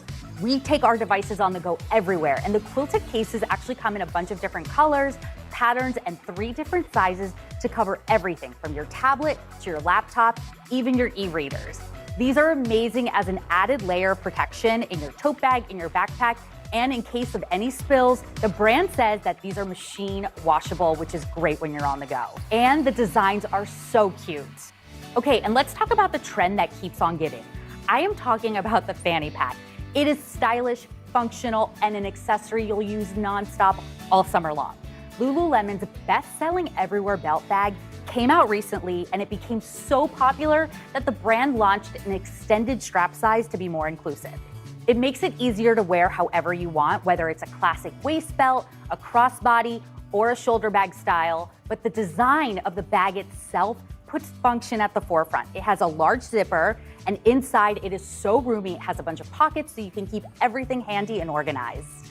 All right, let's talk about a small accessory that can make a big impact, a brand new Apple Watch band. I love my Apple Watch for tracking steps, activities, and all of those calendar reminders. So when I want to make it feel new, this Chic watch strap is perfect. I feel like I have a brand new watch, and it looks great with my outfit and all my jewelry. This band is compatible with all Apple Watch models, and you can choose from over 20 different styles. They're all made with a lightweight resin that's going to keep your watch secure while adding a pop of color to any outfit. Next up, we have an accessory that everybody in the family is going to love. Let's talk baseball caps. You know, the unofficial classic American accessory. The sun shielding hat actually got its humble beginning as a sun visor on the baseball field. And today, it's one of the hottest fashion trends that we can't get enough of. You can always spot an athlete wearing one. The baseball cap is so universal that men and women can wear it every day as part of any casual outfit. This summer, one thing's for sure, the sun is gonna be out and you're gonna need a hat. So consider this affordable Old Navy cap. According to the brand, it is made with durable 100% cotton twill fabric, and it has a curved visor brim, a fabric-covered button at the crown, and those essential air holes. Okay, this next one I am personally excited about because I love this brand. It is the Kitsch Microfiber Towel Scrunchie Set. They're almost like mini towels for your hair, and here's how it works. According to the brand, microfiber material is really soft and tends to dry hair faster while helping to minimize frizz. So the scrunchie acts like a little towel to help absorb excess water. And according to the brand, this is what allows hair to air dry naturally and reduce frizz. They're great for everyday use, but also perfect for summer. You can pop one in your bag to take to the pool or the beach or travel. And now let's finish up by talking about shoes and socks. Yes, socks can make such a difference in comfort, and these are one of my favorite from New Balance. They are great because they are made with a fabric that the brand says offers cooling technology and moisture wicking to keep your feet nice and dry all day long. They come in an athletic low-cut style with mesh ventilation that, according to the brand, is helping to cool and create that airflow. These are great for the whole family. And lastly, we have a wardrobe essential, a classic pair of white sneakers. You can never go wrong with a pair of white sneakers, and these knit kicks from Cariuma are a favorite among the whole Shop Today team. They're available for men and women in 17 different colors for under $100. The brand says that these eco-friendly sneakers don't just look and feel great. They're made with bamboo, sugarcane, cork, and recycled plastics from heel to toe. But most importantly to us, they're so lightweight, and the brand says they deliver a low impact with every stride, which you need for all-day comfort. Let's go through the products one more time. The LL Bean Boat and Tote Bag, the Clippa, the Baggu Puffy Laptop Sleeve, the Lululemon Everywhere Belt Bag, the Resin Apple Watch Band, the Old Navy Baseball Cap, the Kitsch Microfiber Towel Scrunchies, the New Balance Cooling Socks, and the Cariuma Off-White Knit Sneakers. That's it for Editor's Picks. Up next, lifestyle influencer Jasmine Snow is chatting with Mako and Lovu about some of her favorite must-have products to style your weekend and office looks. From backpacks to mules, we've got a lot of great products coming your way. Live from Ukraine, from Uvalde, Texas, from Mayfield, Kentucky. To cover the news, you have to be in it. This is how so many towns and cities are protecting themselves. You can actually see they're pushing the gates open. Was there a school officer on campus? That's what we've been told. No. Do you remember any tornado as bad as this one? You look at this and you're thinking, we're not going to have power for weeks, if not months. Exactly. Every night, it's your news playlist. Top Story with Tom Llamas, weeknights at 7 on NBC News Now. Hallie Jackson Now, weekdays at 5 on NBC News Now. For breaking news in our changing world, download the NBC News app. To cover the news, you have to be in it. These are families trying to board those trains to Poland. I also want to get home. You'll get home. Every night, it's your news playlist. Top Story with Tom Llamas, weeknights at 7 on NBC News Now. We'll meet Ukrainians who are defending their country one block at a time. When you were still in Kiev, could you hear the bombing? My name is Lester. Who's this? Welcome back to Today. We got a lot to celebrate on this Wednesday morning. It's good to have you along with us. You don't know when your moment's coming, but when it does, you take it. Everybody's good, and that's it. We're here to start conversations about the big things happening in our world, because it's not my job to tell you what to think.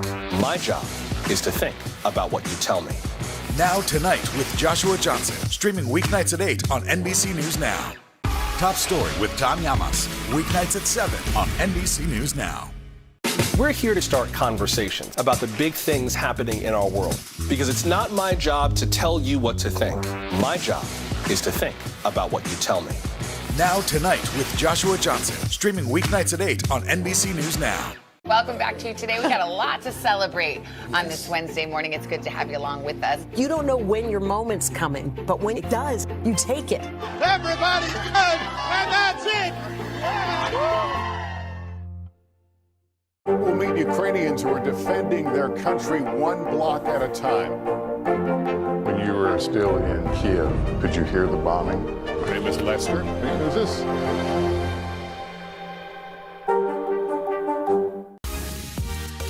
Hi there, welcome back.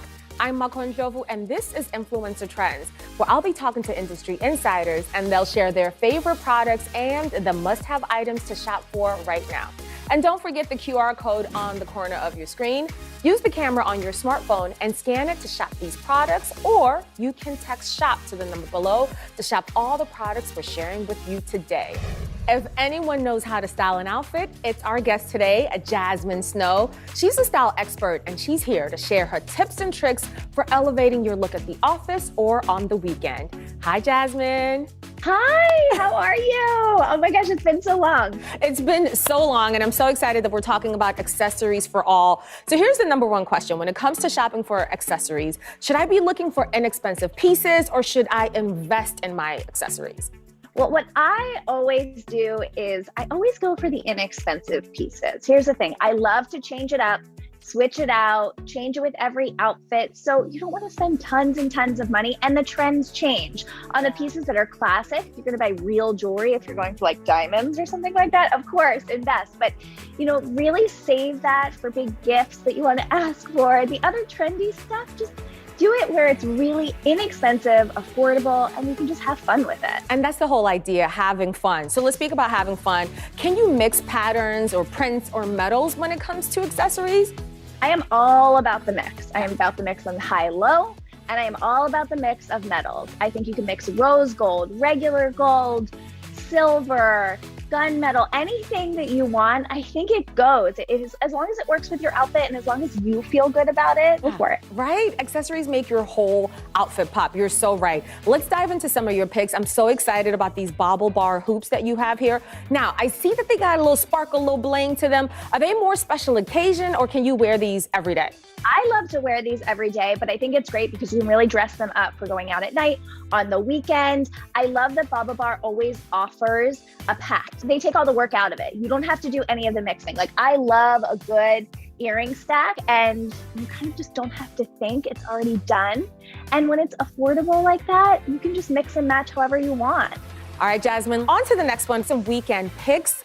We have the barrettes from Lulu's. As soon as I saw them, I thought, okay, these are great for bridesmaids or a bride, but you can certainly dress these down as well, right? Yes, that was my first instinct. We're coming upon wedding season, and it's a really easy accessory to throw in your hair and kind of dress things up right away. But you can also wear this. I love the idea of wearing it sort of casually on the weekend, but you can dress it up as well to go out at night. I just think it's really cool to just throw in your hair with jeans and a tee, and it kind of just zhuzhes things up. It really does. And I like how you can just clip it into your hair and it's gonna stay in place all night long. All right, on to more fun weekend things. This mini bag. Okay, I'm obsessed with this. I love the detail. What would you pair this with? Isn't she so cute? Oh, I love this one. Okay, I would pair this with everything, to be completely honest. I love this as a weekend going out bag. Of course, it's a little mini bag, so it's perfect. It's not necessarily a clutch. It's this little top handle. We're seeing these structured bags everywhere. Mini bags are having such a moment right now. But I do really like it for a daytime look too. Again, sort of that same thing as the barrette. If you want to elevate an outfit and you're just in something very casual, go for it with the cute bag. Like, why not? Why and not? And I like that you can still fit in your essentials, right? Like my cell phone can fit in here as well if I'm going out for the weekend. If you can fit your phone, like that's the test. If you can fit your phone in it, you're good. You got everything else. I absolutely love this purse. This is great for the weekend. All right, so cute. All right, let's move on to items, accessories for the office. I want to start with the mules. Those would be great for like an everyday staple, right? Exactly. So right now we're all kind of moving from home, from the couch back to the office. We want to be comfortable. And this is a great update on the flat. And, you know, easing your way back into real shoes for the office. It's very professional. But what I love about it is it's got a little jewelry on it. So it's just a little bit of shine on the toe and it just makes things fun. It really is fun. As soon as I saw this, I said, okay, this is great. A transition piece, right? We're in spring right now, but we're going into summer. So many different ways that you can style it. Exactly. Like you don't want to wear your big clunky boots right now, but we're not exactly ready for open toe just yet. So it's perfect. You're exactly right. It's the perfect transition shoe. Absolutely. Okay, let's move on to this backpack, which is great for the office. Jasmine, I pack my lunch, my magazines. I pack everything into my backpack. Tell me about it. Yeah, so people are really in transition all day long now. Our lives have completely changed. We're going from working in a cafe to home to an office to picking up our kids from school. You maybe have your lunch, your computer. So it's really great to have a great big bag that you can put all of that stuff into, but it still is sleek and chic and it looks like it's an actual fashion piece and not just like your old school backpack that you threw on. Absolutely. Can I tell you a secret? I also looked at this. I have a couple of friends that are pregnant and I thought this would be a great like diaper bag. Is that crazy? No, I carry a diaper bag backpack all the time. And it's really nice because then my husband doesn't mind carrying it and it's easy for him to grab too. It's honestly, it is the best diaper bag for moms. It really is. I love a piece that is multifunctional. Speaking of multifunctional, this necklace right here is like the best of both worlds, right? Because you have different designs and detail. Do you wear it as is or would you stack it with other jewelry? Stacking is kind of my jam. I'm really into tons of gold chains right now. As you can see, I'm really always piling them on. But I think it's really nice to be able to mix your personal pieces in with chunkier, trendier pieces. It does work if you're going to like a wedding or something a little bit more dressy and you need it to be cleaner. It definitely works on its own. Don't get me wrong. You can do that if you'd like. But I just think it's really fun to kind of mix things up, have a little bit of sparkle, have a little bit of chains, and just, again, like do your thing. Whatever it is that you feel good in, go for it. Go for it. And we're talking about accessories for all. I love how this is ageless as well. My mom can wear it. My sister can wear it. I can rock it. This is a great pick. Yeah, and it's accessories for all, but accessories for everything. So you can rock it to work. You can go on the weekend, go out. It really works. It's very multifunctional, like we said. Oh, you are everything. Thank you so much for joining us and dropping these tips about accessories for all. Have a great weekend. Thank you. Thanks, you too. All right, now let's run through all the products one more time. We have the Bobble Bar earring set, the rhinestone barrette, the beaded mini bag, the motor chain mules, the backpack, and the Bobble Bar necklace. And just so you know, Today works with affiliate partners and earns a commission on purchases made through our links at today.com. Up next, Chassie Post is gonna share her favorite accessories in Style Finder. Ooh, I can't wait. For breaking news in our changing world, download the NBC News app. What would you like to see from the federal government to keep Buffalo safe? If there is legislation brought to you to ban contraception, would you sign it? What should be focused on that could reduce inflation and avoid a recession? If it's Sunday, it's Meet the Press. Welcome back to Today. We got a lot to celebrate on this Wednesday morning. It's good to have you along with us. You don't know when your moment's coming, but when it does, you take it. Everybody's good, and that's it. Sometimes the news can be difficult and overwhelming for kids to understand. Ukraine and Russia. Could you help me understand what's going on? So to help make sense of it, we've created a newscast just for them. We hope your family will watch Nightly News Kids Edition. Welcome back to Today. We got a lot to celebrate on this Wednesday morning. It's good to have you along with us. You don't know when your moment's coming, but when it does, you take it. Everybody's good, and that's it. Let's go.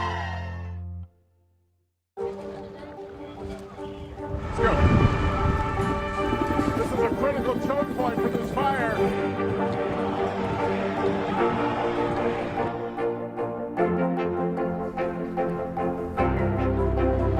And good evening from New Orleans. Nice to really spend some time with you. Appreciate it.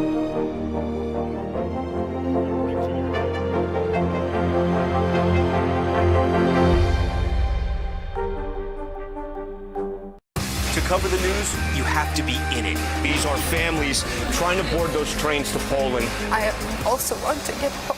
You'll get home. Every night, it's your news playlist. Top Story with Tom Llamas, weeknights at 7 on NBC News Now. Sometimes the news can be difficult and overwhelming for kids to understand. Ukraine and Russia. Could you help me understand what's going on? So to help make sense of it, we've created a newscast just for them. We hope your family will watch Nightly News Kids Edition. Hallie Jackson Now, weekdays at 5 on NBC News Now. Welcome back to Today. We got a lot to celebrate on this Wednesday morning. It's good to have you along with us. You don't know when your moment's coming, but when it does, you take it. Everybody's good, and that's it. Today is now a podcast available every morning. Listen wherever you get your podcasts. Hey everyone, welcome back. I'm Shop All Day contributor Chassie Post, and this episode is all about accessories. I've got some must-have items that will instantly upgrade and elevate your look in a pinch. And remember, see that QR code in the corner of your screen? You can use the camera on your smartphone to scan it for instant access to the products on the show today. Or you can text SHOP to the number below to shop all the products we're sharing with you today. So let's start off with one of my absolute favorite trends of the summer, rattan. Rattan is actually the name of a climbing palm vine that can be woven in different styles to give you that fabulous straw basket look that we've seen so much of this season. And I love how the natural woven palm brings an organic and beachy touch to anything you pair it with. I mean, it almost looks like a little picnic basket. And these great bags go anywhere. Dress them up or down. Wears a crossbody with everything from your bathing suit and a cover-up to shorts and a tee. Or dress it up by knotting the strap like a little top-handled bag. I love that. And I recently went to a fancy event and I carried a rattan bag and I absolutely loved how it looked with my more formal look. Picnic or to the party, this is such an adorable bag. Now on to one of the hottest sandal trends out there for the summer, the H sandal from The Drop. And this is such a chic and easy option. And it's one of the most popular slides out there for two reasons. Number one, check out this really cushy footbed, right? So much more comfortable than the average flip-flop. And number two, the style. The H style we have seen absolutely everywhere. And what I think is so great about these is they go with everything. I love this fabulous metallic and this patent orange. Bright's one of the biggest trends we're seeing this season. And of course, the classic white. I think a great idea is to leave these by the door, and no matter where you're going, you slide on into these and you're gonna look chic. So next, we've got a mega trend when it comes to hair accessories today, the claw clip. And yes, as you have probably heard, the 90s are having quite the moment in the fashion and accessories world these days. But these little claw clips from H&M aren't your average 90s throwback.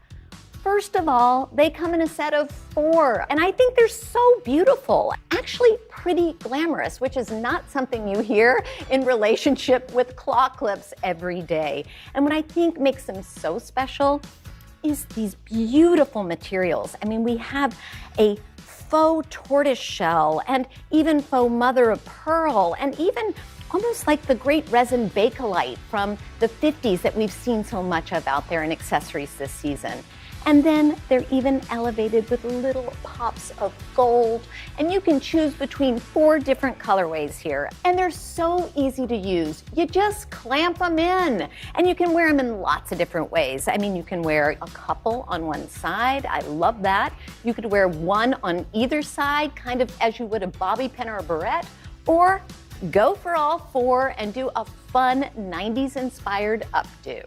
On to another accessory trend, jewelry. Now, first up, we've got earrings, and juicy fruit is the epitome of summer, and this vitamin C set is as festive as it is fabulous.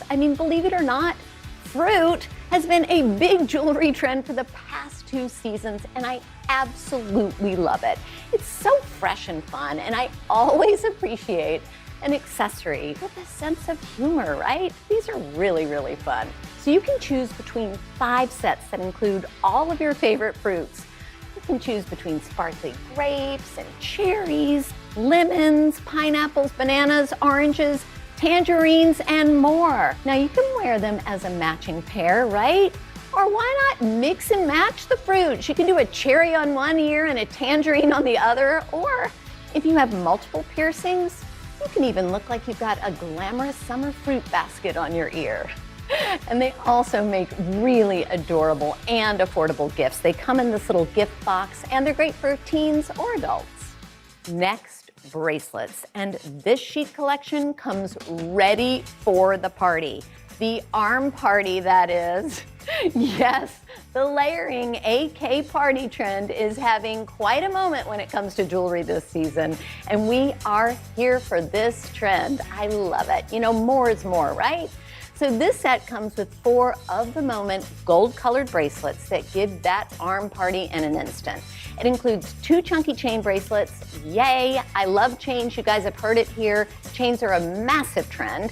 1 pretty cable-style bracelet and 1 simple classic bangle. So you can wear these all together, or you can wear them on their own, or you can even invite pieces you already own to the party. And don't be afraid to mix and match metals. I love gold and silver and rose gold together. And they have a not-to-believe price. You get all 4 for under $10. What a steal! Plus, they have a classic look that works with any style. Now, over the past few seasons, we've seen a real focus on the waist, and I'm obsessed with these chic wide belts from H&M. They give you that perfect summertime cinch. Plus, they bring in another big trend that we've been seeing, crochet and woven materials. You know those really wide belts in leather that have been so popular, in the fall and winter? Those are great, but they can be really heavy when the temperatures heat up. And I love a big square buckle. This buckle detail you're going to be seeing absolutely everywhere this summer. And this belt is a little bit over 2 inches wide, and it's made extra long, which I think looks so fabulous hanging down, or you can always just tuck it in the back for a more tailored look.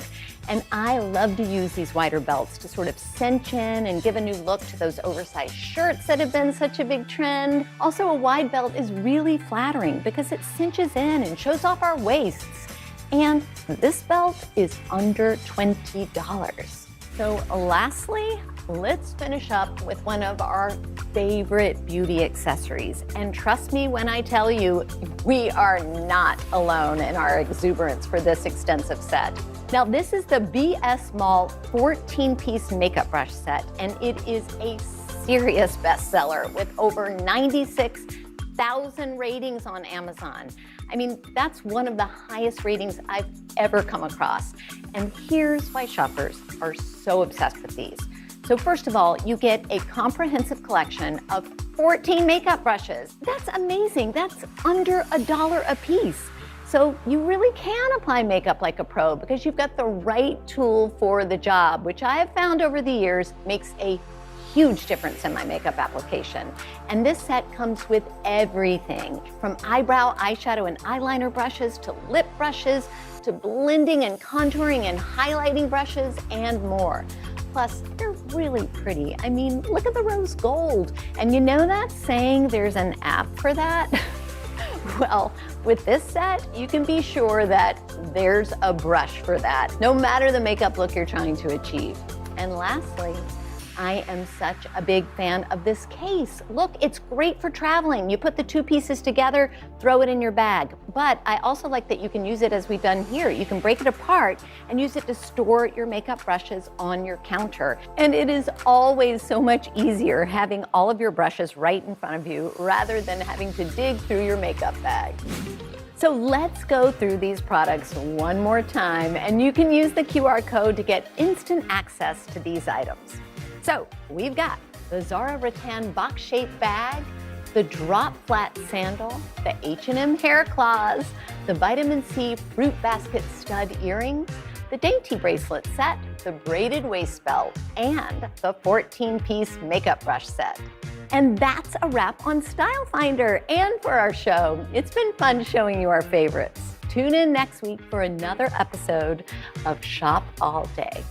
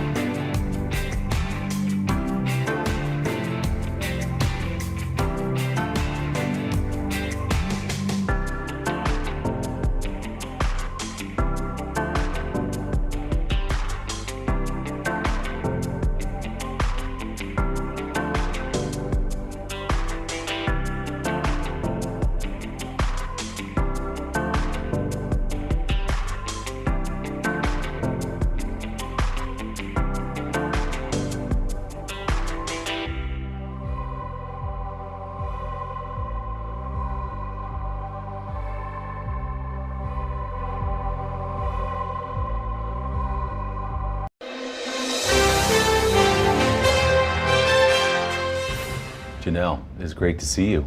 Oh, it is great to be seen. Can we just start with this look, this outfit? Tell me who we're wearing, what we're wearing, all of it. Well, we are officially in the Memory Librarian book. This is a look inspired by the lead character, Cichette, who is the Memory Librarian. And this is custom Dead Lotus Couture. So I worked with Nanja, who is the designer. She and I went back and forth on this look together. We took an informal poll. We've been doing this show for 6 years. You officially are the coolest human being I've ever sat across from. So just wanted to give you that honor here, and thank you very much. Well, Cheers to I that. would love to take that, but I'm an android. Right. So I'm not 100% human. Right. So I have to give that to someone else. Yes, fair but enough. I appreciate the offer. I'm honored. My human side is honored. So I can't wait to dig in and talk to you about this extraordinary book. I was saying to you, okay, Janelle Monáe, we want you to come out with a book. Maybe it's a memoir. You have an amazing personal story as well. And you said, I don't think so. I want to write something a little more challenging. So just for people who are thinking about picking this up, is it even possible in a little while to explain what this book is about? So the Memory Librarian, this book, this short story collection was grown from the same soil as Dirty Computer, my 2018 album and film that I released. They drained us of our dirt and all the things that made us special. And then you were lost, sleeping, and you didn't remember anything at all. The Memory Librarian deals with this totalitarian society regime, New Dawn. New Dawn is kidnapping dirty computers, people who will not assimilate, people that refuse to not walk in their full authenticity. New Dawn's taking their memories, swiping them clean, and giving them new identities. And so each story deals with protagonists, Black and brown folks, folks in the LGBTQIA+ communities who just refuse to assimilate. The story, I mean, obviously there are echoes of your own story in here, I think it's fair to say, given the groups that are represented in this book, and also you're being, if I may, a dirty computer yourself, which is to say, you're not going to be something that the culture wants you to be or the music business wants you to be. So do these stories all come from somewhere within you? Yeah, I'm sprinkled in a lot, but it's a community, you know, and that was super important. Community, making sure that not just my own personal story was represented, but there's so many of my friends and my family members, my friends in the trans community that I wanted to highlight, in the non-binary community. Like, there's so much of us, there's so much intersection, and I wanted to get into that nuance. I worked with Elia Don Johnson on the Memory Librarian, which, you know, it was a thought experiment that I had. I was like, what if there was this memory librarian, this Black woman who literally kept and stored the memories of everybody in the city. Like, she knew their pasts before, you know, before they were wiped clean, she knew who they were. And this memory librarian wants to fall in love. But how do you fall in love when you know everybody's secrets? And Time Box I worked on with Eve L. Ewing. It speaks about time poverty. For Black and brown folks who have been having to spend a significant amount of time just trying to reach the American dream and go find the boots to really pull, you know, ourselves up from with our bootstraps, whatever that whole terminology means. Like, really thinking about if you could get time back, reclaiming my time, in the words of Maxine Waters. How would you reclaim your time? And so Eve and I had a wonderful time doing that. And then, you know, Cherie Renee Thomas, I worked on a short story with Time Box Altered, Danny Lore called Nevermind, and Save Changes with Johanka Delgado. I'm so fascinated by sort of the origins of this story, because it's an allegory that speaks, as you just laid out, to everything that's happening in our culture right now. But it's such a different way to tell the story than just coming out and saying it, to create this place in the future where all these things happen. It's kind of like your music too. It's always original, it's always interesting. How was this born? Where does the dirty computer concept come from? Where does all this come from within you? A real living nightmare. I had a nightmare, and I woke up and I had my iPhone and I just had to like record everything I could remember. But I had a nightmare that I was at a movie theater, went to go get popcorn, was walking out of my seat, and this usher was like, come with me, they're kidnapping people, come through this back entrance. And I was like, get away from me, I want to watch my movie. And I started to sit down in my seat, and I was taken. And I was kidnapped, full memories erased, and I woke up a completely different person. And so as I started to think about it and try to figure out, what does this mean? What is this? I was in the middle of working on this album, and I just connected my identity to so many people's identities who are being erased. This whole concept is pretty meta. You know, I wrote it, it's, you know, it's supposed to be fictitious, but look what's going on with Greg Abbott, with Governor DeSantis. They are putting into law that you can't even talk about the LGBTQIA plus community in schools. There are schools and states that you can't talk about race in. The erasure of identity is happening right now, systemically. Like, people are doing that to kids, to teenagers, and to families, and it's wrong. And I'm encouraging young people to read it, to find solace in it, to find hope and find strength, and those who are in the position of power to fight back against these folks who don't recognize us as complete human beings who deserve to feel seen, to feel heard. The book is such a compliment to and a part of the activism that you've already been doing for a long time that's so central, I think, to your life. Is it nice to have the voice and the platform because of your talent, writing, singing songs, that people will listen to you and people are going to go buy this book and that you can get that message out? I hope that people buy the book. You know, like, everybody may not necessarily love me, and that's fine. That's good. You know, one of the things that I wish I would have known early in my career is that everybody won't love you, and that's okay. I love me, and I love what it is that we're doing with this book and with this story. Since I was, you know, a child, I'm timeless, but I'll say since I was a child, I was writing short stories. I was writing science fiction short stories. I had one where this alien came and was talking to a plant through photosynthesis and ended up taking my whole neighborhood and my grandmother with them. How old were you when you wrote this? Your kid? Shoot, yeah, I had to be in elementary school. So the I was brain reading was a lot of working that way. R.L. Stein's Goosebumps and stuff like that. Yeah. And then I went on to write for the young playwrights, the Coterie Theater, where we would write these short stories, and if they were good enough, the local actors would perform them. So I've always had a love of literature, of storytelling, and that's what I feel like my thing is. In music, in fashion, in art, it's like telling stories, right? The Bible tells stories. You see how many people are obsessed with all of the stories in the Bible, you know? That's how you keep the name of Jesus alive. And I'm just trying to do the Lord's work. To cover the news, you have to be in it. This is how so many towns and cities are protecting themselves. They're pushing the gates open. Was there a school officer on campus? That's what we've been told. No. Top Story with Tom Llamas, weeknights at 7 on NBC News Now. What would you like to see from the federal government to keep Buffalo safe? If there is legislation brought to you to ban contraception, would you sign it? What should be focused on that could reduce inflation and avoid a recession? If it's Sunday, it's Meet the Press. Uvalde, Texas, a small town that has become yet another landmark. How long do you think it took for all this damage to occur?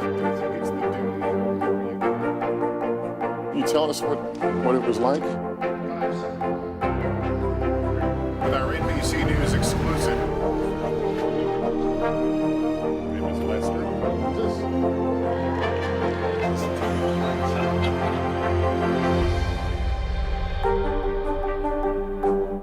To cover the news, you have to be in it. This is how so many towns and cities are protecting themselves. They're pushing the gates open. Was there a school officer on campus? That's what we've been told. No. Top Story with Tom Llamas, weeknights at 7 on NBC News Now.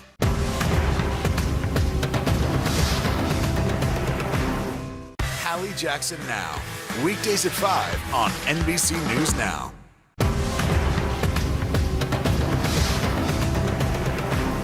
You have been such an inspiration to so many people, the kind of people you write about in this book, to Black and queer people in this country.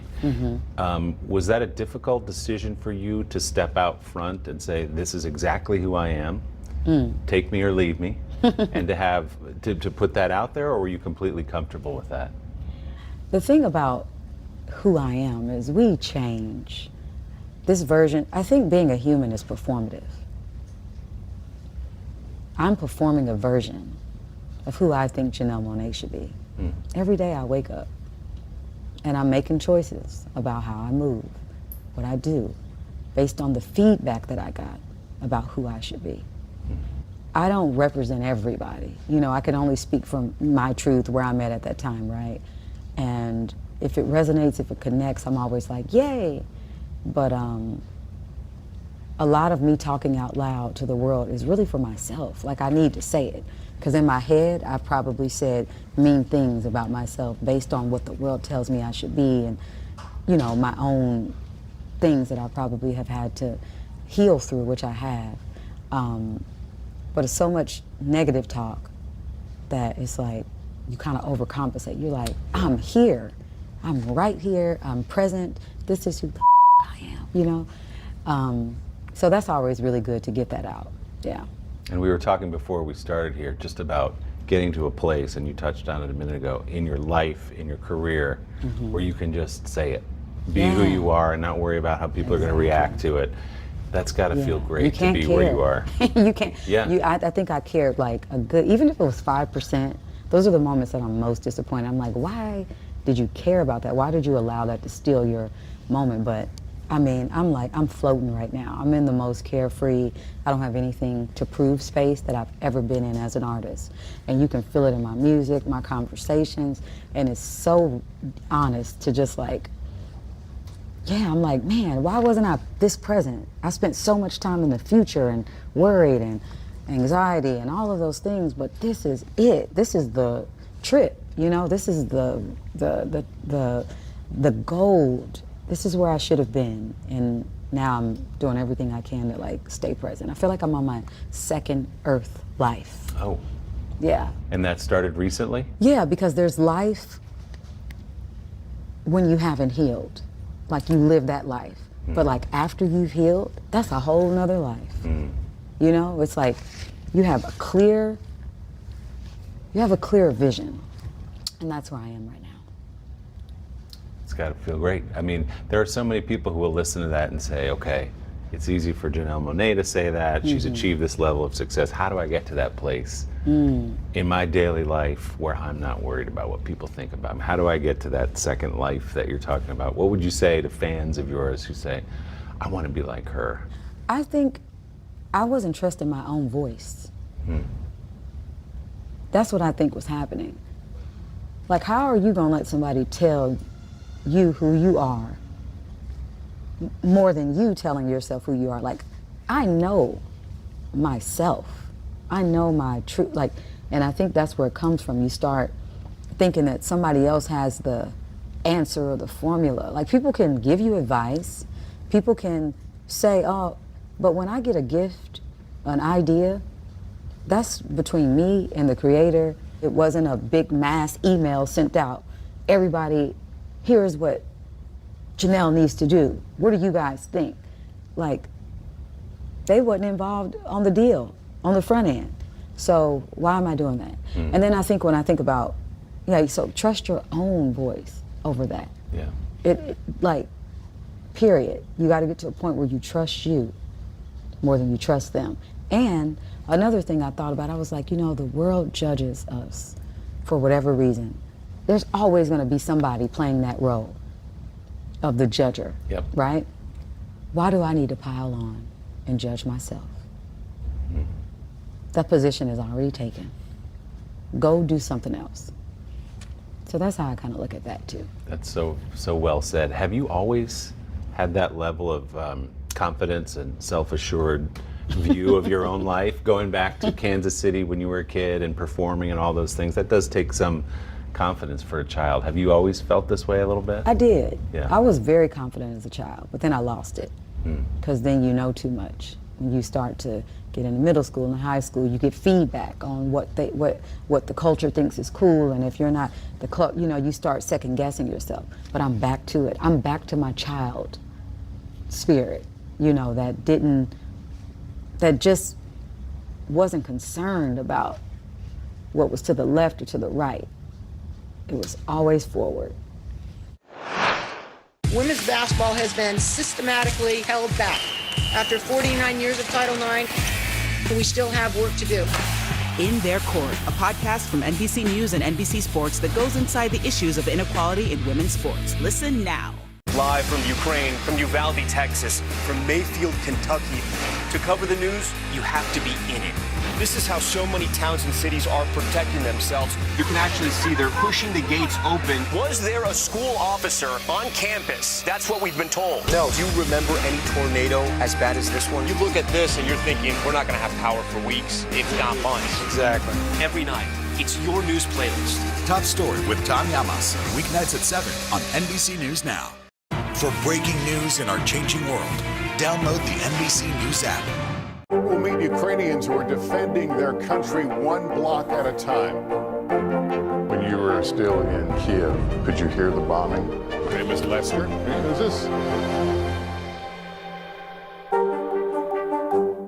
Top Story with Tom Llamas, weeknights at 7 on NBC News Now. Now Tonight with Joshua Johnson, streaming weeknights at 8 on NBC News Now. We'll meet Ukrainians who are defending their country one block at a time. When you were still in Kiev, could you hear the bombing? My name is Lester. Who's this? We're here to start conversations about the big things happening in our world, because it's not my job to tell you what to think. My job is to think about what you tell me. Now Tonight with Joshua Johnson, streaming weeknights at 8 on NBC News Now. The day's biggest political stories with trusted insight now and expert analysis now. A daily look at the politics behind the headlines. Meet the Press Now, streaming weekdays at 4 p.m. on NBC News Now. Your mother was a custodian, father a sanitation worker. Where did performance come in your life? Do you read anything into how that was born for you? Well, my dad also was a musician and performer, and so I grew up in a house where when I went to my grandmother's house, she was playing the organ, singing in church. My other grandmother was playing the piano, doing piano lessons, singing in church. So I never had a family that told me that I couldn't do this. Like, they always encouraged it, you know, and I'm thankful for that, because that's your first tribe, it's your first, like, fan, you know. They tell you, they let you know if it's good or not. I mean, even my little sister would always be like, shut up, be quiet, and that would just make me want to, you know, do it more. Of course. And then eventually you end up here in New York for a little bit. You're so talented, you get the scholarship to come here. What was that like to go from Kansas City to turn up in New York City? It was a culture shock. Yeah. I went from like all black school, high school, minority school, to being like the only black person in my class here. And then it was like this big city. I commuted 40 blocks every single day. Or I lived on 140th in Amsterdam. So I went to 72nd Street every day. I shared a bed in a room with my cousin. Yeah, I was struggling, but it just made me so much stronger. And it also told me what I didn't want to do. Right. I thought I wanted to do Broadway, and I'll probably end up doing it kind of on my own terms. I wanted to write something.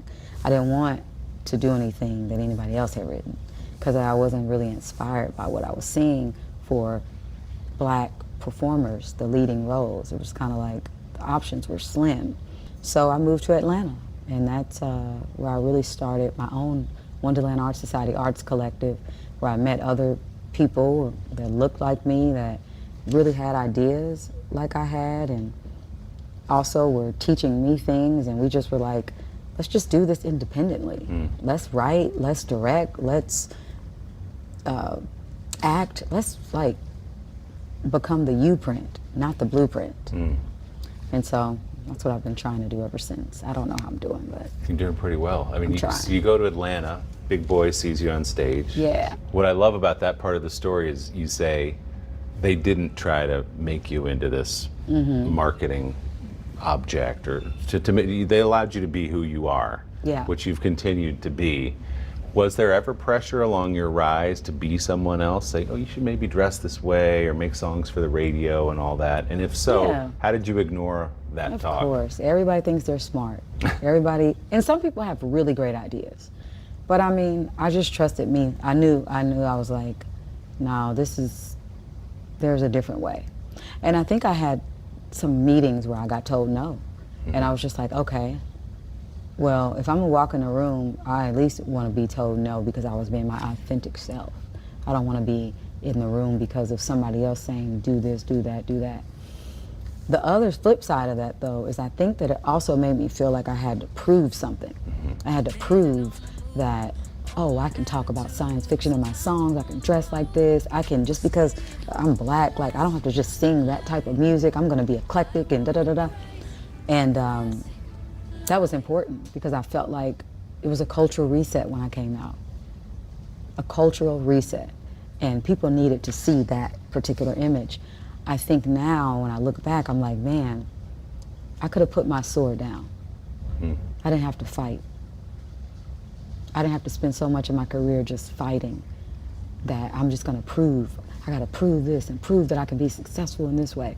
And I have to do, you know, I can't, like, I was limiting myself. Even as like eclectic, and if you listen to my albums and concepts, all of that, there were still moments where I didn't give myself permission to have fun. Because I felt like I needed to be serious and just militant in a sense. And I already went through like the anger of feeling like, man, I missed so many moments where I could have been having fun. So now this part of my life is gonna be having fun.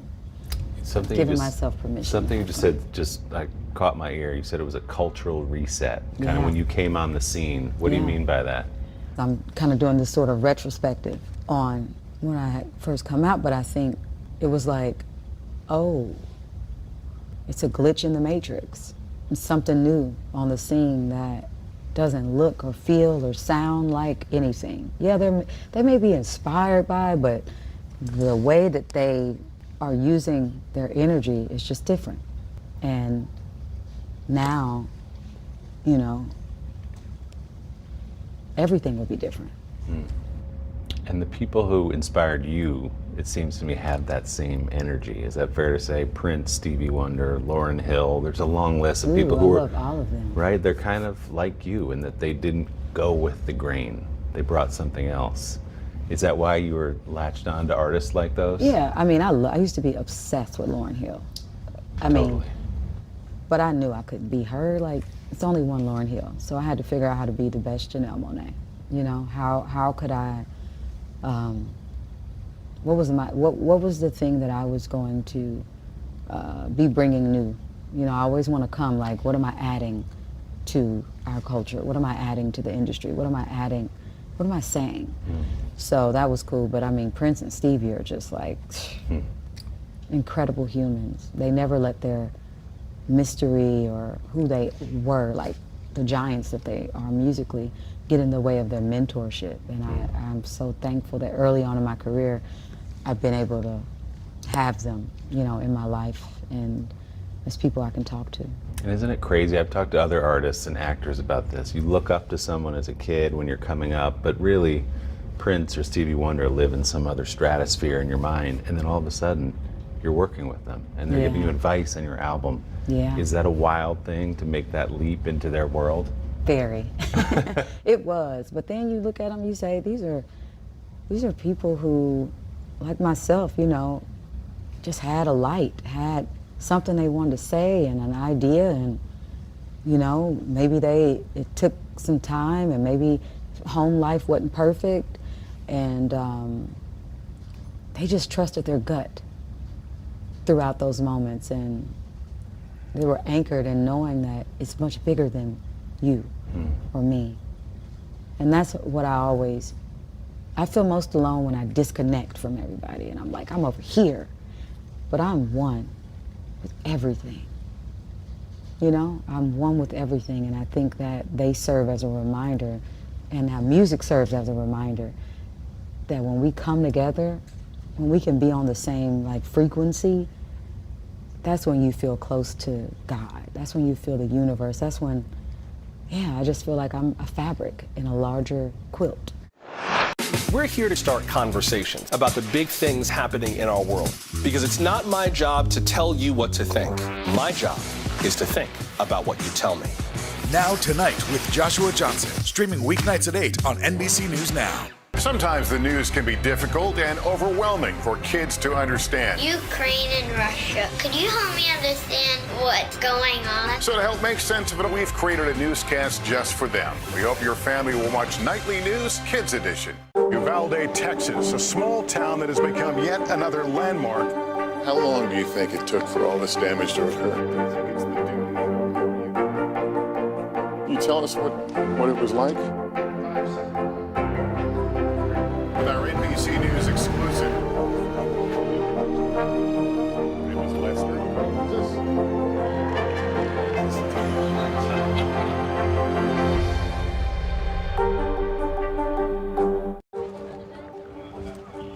Let's go. This is a critical choke point for this fire.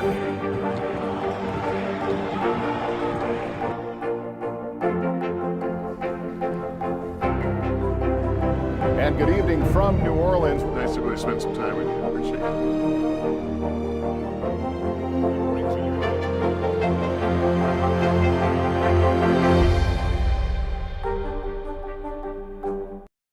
Something I've heard you say that really moved me, which is why you said you wear a tuxedo often, which has become kind of a uniform for you. And it's tied back to your childhood. Right, to your parents wearing uniforms. Working class, yeah. What does that tuxedo mean to you in that context? Yeah, when I put it on, I always think about my family. You know, my mom used to serve at banquets. She was a janitor. My dad, you know, a trash man. My grandmother cooked food for the county jail for 25 years. So I come from a hard working class family. I think that's why I'm big on community.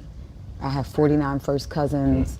All my aunts and uncles working class, like they work their ass off to make sure that their kids, my cousins, all of us could have beautiful summers and picnics, and we could go to amusement parks and all of that. So for me, I try to honor that in my work, you know, as much as I can. That's why this book, I wanted to bring a community of people, of writers with me. Could have done a memoir, a coffee table book, but this was better, you know? And it's just instilled in me. It's like a gift and a curse in a sense, because you can work, and you don't play. Like, I'm on that. I've worked for a very long time, and I was super serious. Now I'm like, if we're not talking about vacation, I don't want to talk. I don't want to talk. Like, we are supposed to be having the best Earth experience of our lives right now. You know, why are we getting caught up in a rat race? Yes, we have to work, we need to survive, we need to do all these things. We also need to make time to around. Amen to that. Before I let you go, I have to ask you how the film roles fit into this puzzle. But we look at Moonlight and Hidden Figures and Knives Out 2. Very excited that you're going to be in that. How do you view acting in this picture of your career, this quilt? I love getting into different characters. I told you, the human experience is performative. One time it freaked me out when I thought about it. It was like, this is one big play. We have reoccurring characters, some people in and out of our lives, some same archetypes come back. But I love acting. I love exploring the human condition. My hope is that we can turn some of these short stories into TV or film projects. That would be cool. I would love that. And we're in talks. I was going to say, this feels like a series to me. Does it? Yeah. Ooh. Yeah, let's make that happen. Thank you so much. Thank you for having me. It's a pleasure talking to you. It's a pleasure. Thanks so much.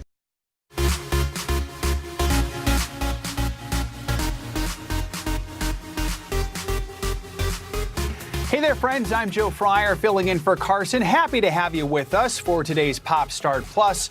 Coming up, the star of Our Flag Means Death, Rhys Darby, who plays an aristocrat turned pirate. The HBO Max show just got renewed for a second season. Plus, any Marcel the Shell lovers out there? Jenny Slate is revisiting her beloved character in a brand new film. And later, it is a big week for Oscar winner Nicole Kidman, so we thought we'd dip into our vault for a look back at her starring role in Moulin Rouge. That's all ahead, but first, here's Chanel with today's Pop Star. First up, the Royals. This morning, the University of Cambridge unveiled their very first joint portrait of the Duke and Duchess of Cambridge. Do you want to see it? Yes, I do. Okay, William and Kate pictured side by side. Ooh. The Duchess in a gorgeous emerald gown, but of course, this painting was commissioned last year and completed by award-winning British artist Jamie Coreth. It looks like a photo. I was going to say, it says photorealistic. Gorgeous. About the work, Coreth said he wanted to show the royals as both relaxed and approachable. What do you think? Yeah. I think it's cool that they're not looking straight at us. Right. They're looking over there. I think it's something neat. It's stunning. How long do they have to pose for that? I don't know, Al. We'll have to call him and ask him. So it currently, if you want to go see it, it currently hangs in the UK's Fitzwilliam Museum, where members of the public can visit the artwork for the next 3 years before it finds a new home in other community spaces and galleries around Cambridgeshire. So we want everybody to be able to see it. Okay, so next up, Justin Timberlake. Yeah, we want this the pop superstar, known for his legendary dance moves, is asking fans to forgive some funny footwork at a recent DC show. Have you seen it? No. I don't even think it's that bad. Look at this. DC, keep your feet.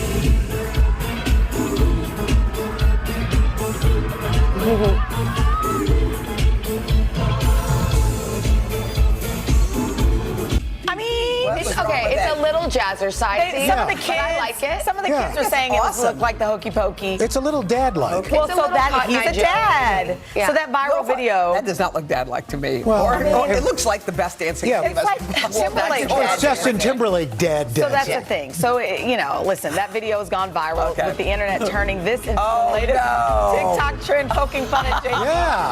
Backboard and all. And here's the thing, Justin is listening. So that yesterday he hopped on Instagram and issued an apology. Look at this.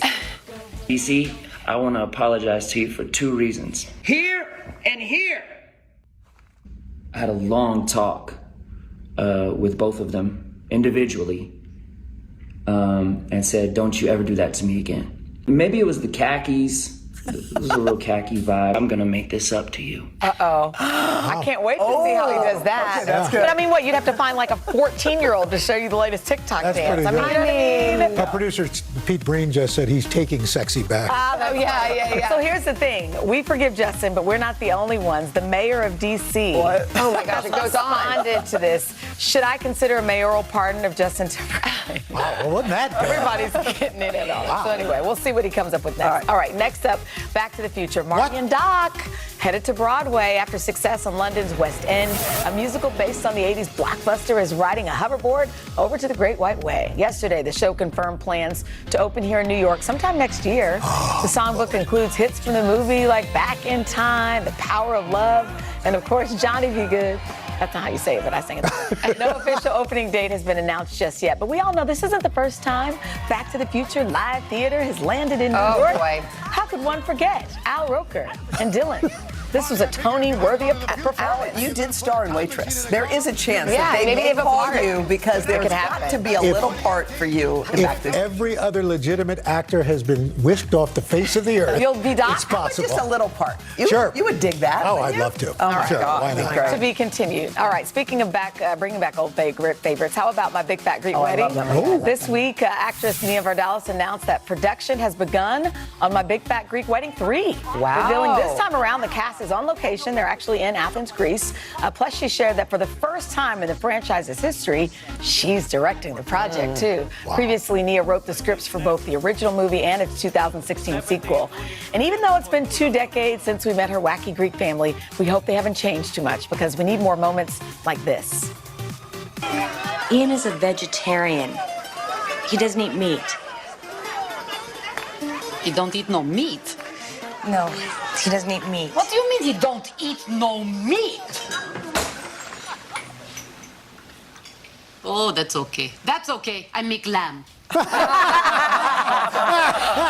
It's going to be good. No word yet, though, on when Wedding 3 will be released. Remember all the so good. remember the Windex? Everything. Oh, everything. Everything. Yes, I love that movie. She was precious. Oh, wait, we have one more. Diane Keaton. Oh, a bonus. Of course, the Oscar-winning actress is doing a reverse 13 going on 30 in the new trailer for the upcoming comedy Mac and Rita. Keaton plays a 30-year-old who is accidentally transformed into a much older woman. So actress Elizabeth Lale plays Keaton's younger self, a struggling author named Mac, who finds that life actually gets easier when she becomes what she considers old Aunt Rita. Here's a peek. Welcome. Lay down, Moonchild, and think about who you want to be. I'm a 70-year-old woman trapped in the body of a 30-year-old who just needs a minute to rest.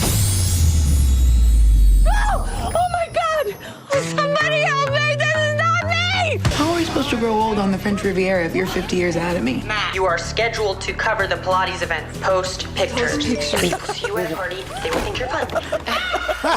And let's reset. It's gonna be good. I like that. Mac and It's like a Rita. Freaky Friday Yes, kind of thing. but reverse. reversed. Yes, scheduled to hit theaters in August. So there you go. Don't we all feel like a younger person inside? Sometimes sometimes I feel like I'm happy still a they're doing teenager. I look this, at myself and exactly. I'm like, when did all this happen? Like, I get it. Now to the reason we call this show Pop Start Plus. We have even more headlines for you. First up, John Mulaney. Last night, the comedian stopped by late night with a very special gift for host Seth Meyers, a brand new suit. Apparently, John thought Seth needed a wardrobe intervention from his recent casual dress code. Remember 18 months ago when you and all those people tricked me and confronted me? And said my life was going downhill. Yeah. And I needed to make some changes. Let's talk about the way you dress on air. Oh, okay. We're not working from home anymore. No. You're not in an attic. Yeah. In Albany or wherever you go when you're not here. Yeah.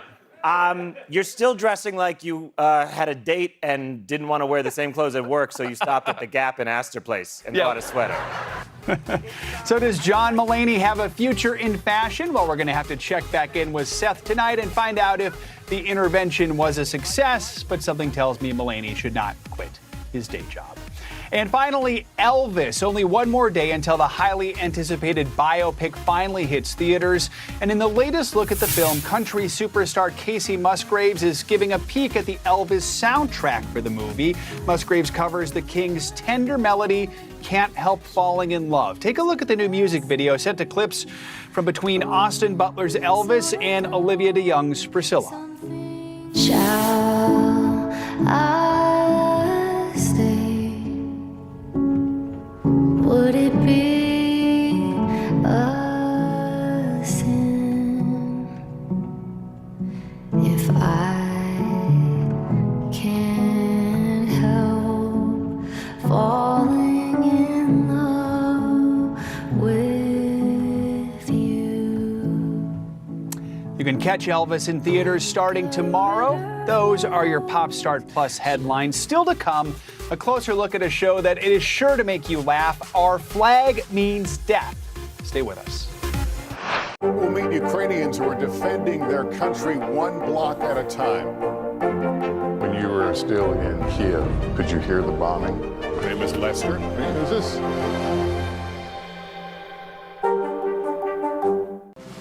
The midterms are here. It's time to plan your vote. We'll provide everything you need to know to successfully cast your ballot. Just select any state you want to learn about for the primary or general election, and you'll instantly get voting rules, see the next big deadline, and learn how to take action for your plan. Voting rules have changed since 2020, and those rules vary from state to state. So it's time to get planning for 2022. Visit NBCNews.com/plan your vote today. Top Story with Tom Llamas, weeknights at 7 on NBC News Now. To cover the news, you have to be in it. These are families trying to board those trains to Poland. I also want to get home. You'll get home. Every night, it's your news playlist. Top Story with Tom Llamas, weeknights at 7 on NBC News Now. Women's basketball has been systematically held back. After 49 years of Title IX, we still have work to do. In Their Court, a podcast from NBC News and NBC Sports that goes inside the issues of inequality in women's sports. Listen now.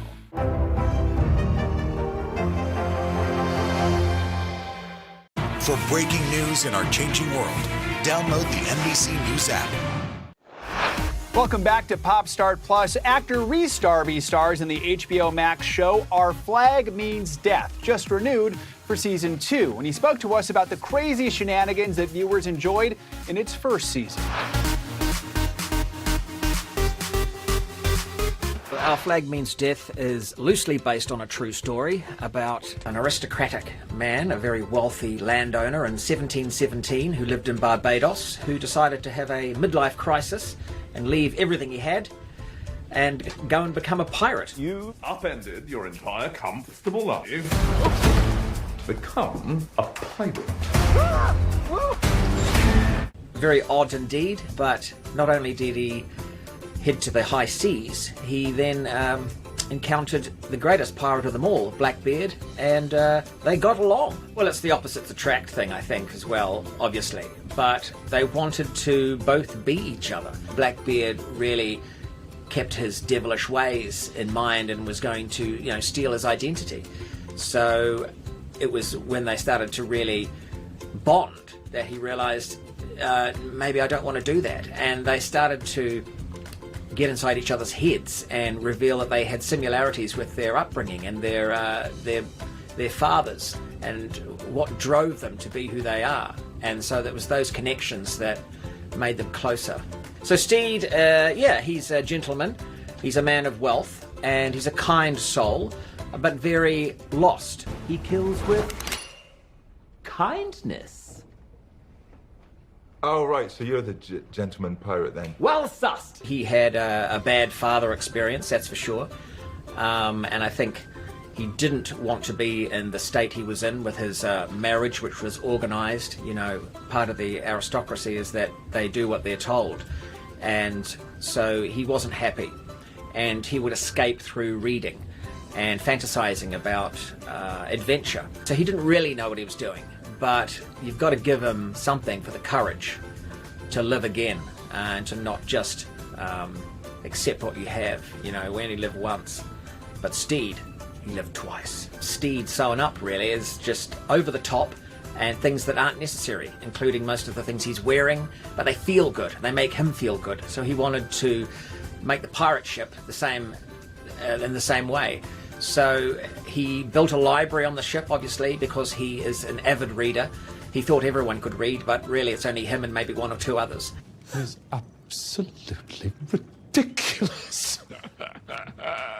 I mean, who brings an entire library to see? And he has a fireplace.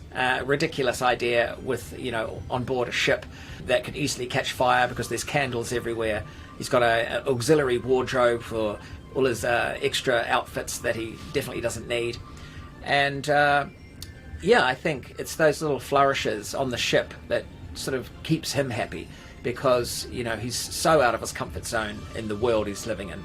I think my favourite part is definitely dressing up and improvising comedy. Those are my two favourite things. And just working with a great cast, an ensemble group of people from different parts of the world. We all had the same vision, and that was to make something beautiful, funny, and uplifting. It's a power move. Make people feel underdressed and suddenly you're the one in charge. I would love to improvise as much as possible, but unfortunately the scripts were really good, and so we had to stick to them. But we did get time to improv off the scripts now and again. I just like doing it. And also, when you're with Taika, he's very improv happy. So when we work together, we do a lot of scenes together. We pretty much say whatever we want half the time. I think my favourite scene so far to shoot with Taika was during episode 7, I think, when we are on the treasure hunt. And that's when we get quite close, and we're sitting around the fire, and you'll see that scene where we're talking about opening a restaurant, I think. I'd come to your restaurant. You might not get him. It's going to be very popular. And that was all made up on the spot, and I can't believe we didn't crack up during it. Taika and I, we can do comedy till the cows come home. It's easy. But getting deep and personal and dramatic is something that we don't often do. So the scenes, like for example in episode 6, where it really hits home hard with Blackbeard when he realizes the Kraken and what he did to his dad, how he ended up killing his dad. I'm not a good person, Steve. That's why I don't have any friends. Hey, I'm your friend. It was genuine because we both have father issues ourselves, and so it was kind of the parallel between fiction and fact and life and creativity was so close that it was one journey for sure that we both shared together, and you can see that, I think, in the show. So some of those emotions are real. Hard to pick a favourite scene. I think a personal favourite would be right at the beginning, just walking down those stairs, commanding my crew for the first time, looking extravagant and giving the what we're about to do will be perilous speech. That was fantastic because we did that on day one, and it was the first time I had met everyone on the cast, and so it felt real to me. And getting these ridiculous reactions back from them, and then coming together with our little slogan, we talk it through as a crew. And that kind of really summed up the whole show for us, because no matter what adventures we would go on, you know, I felt like we would talk it through. And it's getting in touch with your emotions, which, you know, men have always had trouble doing. 300 years ago, I mean, I'm sure they really had trouble doing it then. And so to modernize it and to really get to grips with that idea, I think is really mentally healthy. I think viewers will definitely see that if you get outside your comfort zone and take a risk and use courage and use a little bit of confidence, just get it from wherever you can, even if it's just your outfits, you can change your life and you can go places you never thought you'd go and make your dreams come true just by being around people, being positive, and yeah, never giving up. And I think there's something there for all of us to take. Our thanks to Reese. You can watch season 1 of Our Flag Means Death on HBO Max. Up next, the delightful and hilarious Jenny Slate's visit to the 3rd hour of Today. It's a can't-miss summer on Today. They are walking strong, elegant, and pretty easy to prepare. How to cut costs on your vacation? Vicky has the answers. Every single thing you need for the best summer yet. Only on Today. The day's biggest political stories with trusted insight now and expert analysis now. A daily look at the politics behind the headlines. Meet the Press Now, streaming weekdays at 4 p.m. on NBC News Now. Sometimes the news can be difficult and overwhelming for kids to understand. Ukraine and Russia. Could you help me understand what's going on? So to help make sense of it, we've created a newscast just for them. We hope your family will watch Nightly News Kids Edition.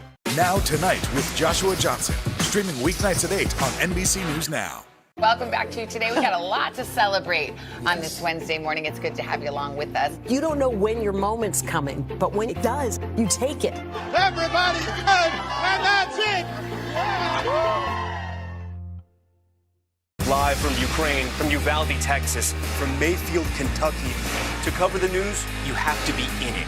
This is how so many towns and cities are protecting themselves. You can actually see they're pushing the gates open. Was there a school officer on campus? That's what we've been told. No. Do you remember any tornado as bad as this one? You look at this and you're thinking, we're not going to have power for weeks, if not months. Exactly. Every night, it's your news playlist. Top Story with Tom Llamas, weeknights at 7 on NBC News Now.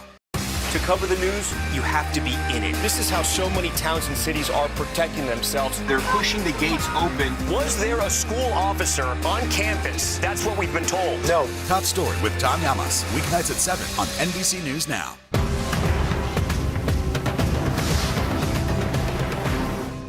Top Story with Tom Llamas, weeknights at 7 on NBC News Now. Welcome back to Pop Start Plus. Back in 2010, Jenny Slate wrote and voiced a short film featuring Marcel the Shell, a tiny seashell with one googly eye and minuscule shoes on its feet. The film went viral on YouTube, and now Slate's adorable creation has a feature-length film. She told us all about it in the 3rd hour.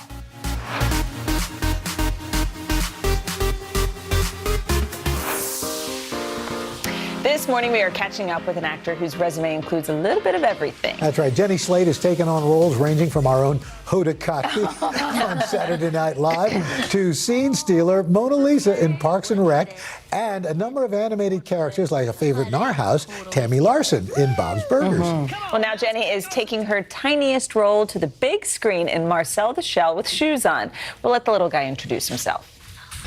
Hello, my name is it's not the first time I've done that. My name is Marcel, and I'm partially a shell, as you can see on my body, but I also have shoes and a face.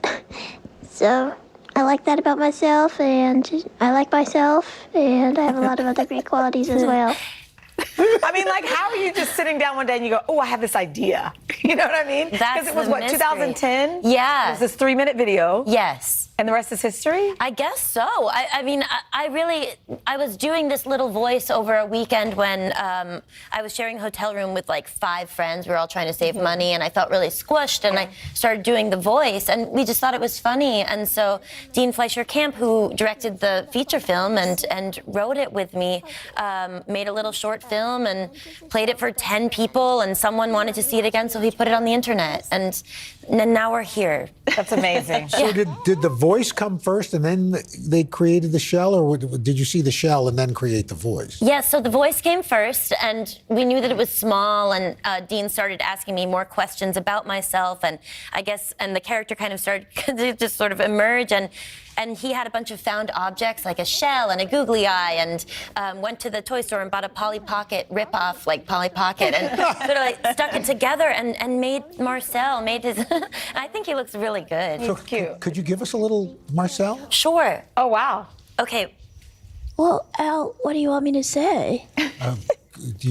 What kind of a day is it for Marcel? Oh, for me, it's a gorgeous day because I think that morning television is a really fun way to be chatty and start your day, but also I can say hi to my family. Hi, everyone. They're so brown. It's just Now, is your family other little mollusks? They're a collection of creatures. Like, for example, one of my cousins actually is a Cheeto. Yeah, so I mean, we're all different. We're all different. Yeah. Not a Cheeto. Yeah. What's so cool about this, stop motion, I love that type of animation. It's a long process, though. It is. And even just the whole idea itself, how long did it take you to get from the voice and coming up with the character to actually putting her out there, or him out there? Yeah, well, once we found our partners in making the film, the wonderful producers that we had, it took about 3 years to get the audio play set. Like everything that you hear Marcel say, that was all improvised off of a treatment that then was turned into a script that was written, and then was improvised off of like many layers of that. Then we made an animatic, then we did stop motion. Then we did the live plays and then stop motion. So this is 7 years of work that you're seeing. So beyond Marcel, did you grow up making voices or doing voices? I mean, has this been in you for a while? Not just Marcel, but just this talent. I think it's nice that you think of it as like a talent and not like a syndrome. But I always, really liked voices, and I liked characters with unique voices. Like, I always loved Pee-wee, for example, and was so fascinated by the voices on Sesame Street, Grover and Big Bird, and I always found a kinship with them. I think it just was there for me. Yeah. That's awesome. And you're a mom to 1.5-year-old Ida, who just turned 1.5 yesterday. Yes. Do you do the voices? I was just about to say. Your hubby there? That's my husband. Do you read stories to her and stuff and do voices, or? I do, and she really likes the Marcel voice, which is so gratifying. I just want her to like everything about me, which I'm sure is a dangerous game. But yeah, I read to her, sing to her in it, and so far she's a fan.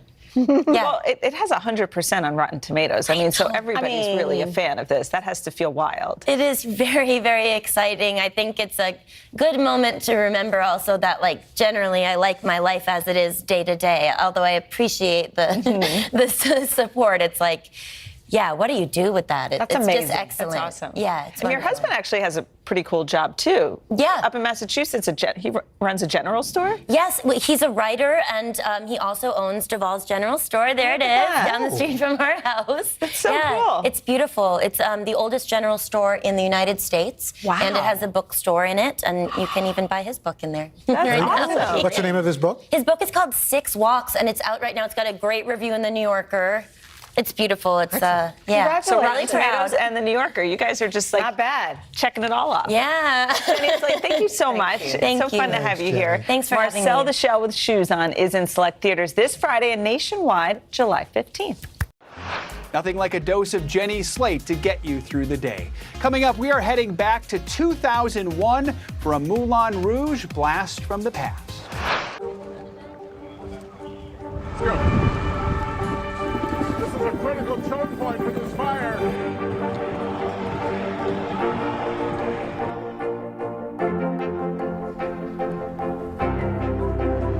And good evening from New Orleans. Nice to meet to spend some time with you. Appreciate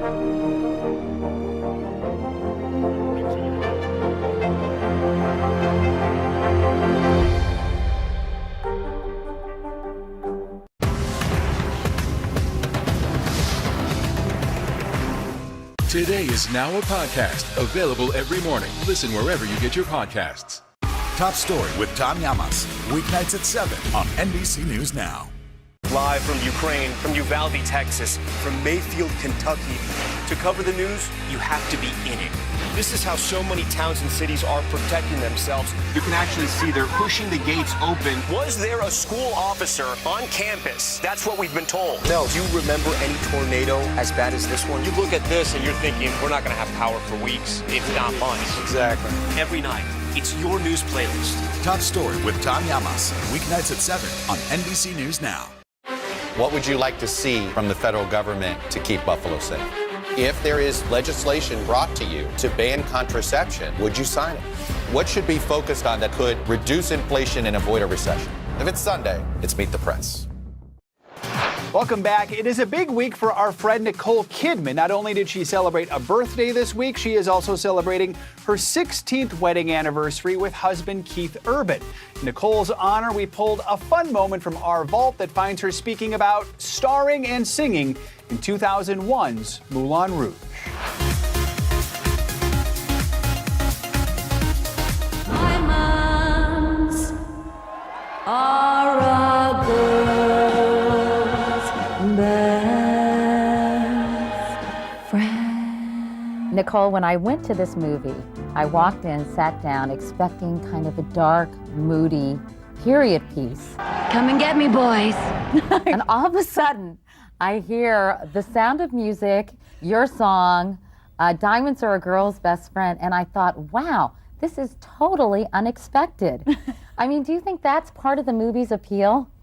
Yeah, I mean, people are coming out saying I've never seen anything like it. Everyone thinks it's going to be this sort of period drama, but I'm sort of singing, dancing, and acting and doing all these weird things to Fatboy Slim and rap music, and dancing in a corset, weird, isn't it? But it somehow comes together. I mean, Baz Luhrmann, who did Romeo and Juliet, and Strictly Ballroom, right? And he's brilliant. He went on a 6-week trip where he backpacked through Europe and came back and said, do you want to know what I want to do? I want to make a musical set in Paris, in the Moulin Rouge, but it's going to be like Studio 54 was in the 70s, and everyone's going to go there, and they're going to go wild and crazy and live out their fantasies, and it's going to be this young boy that falls in love with it, and it's just crazy.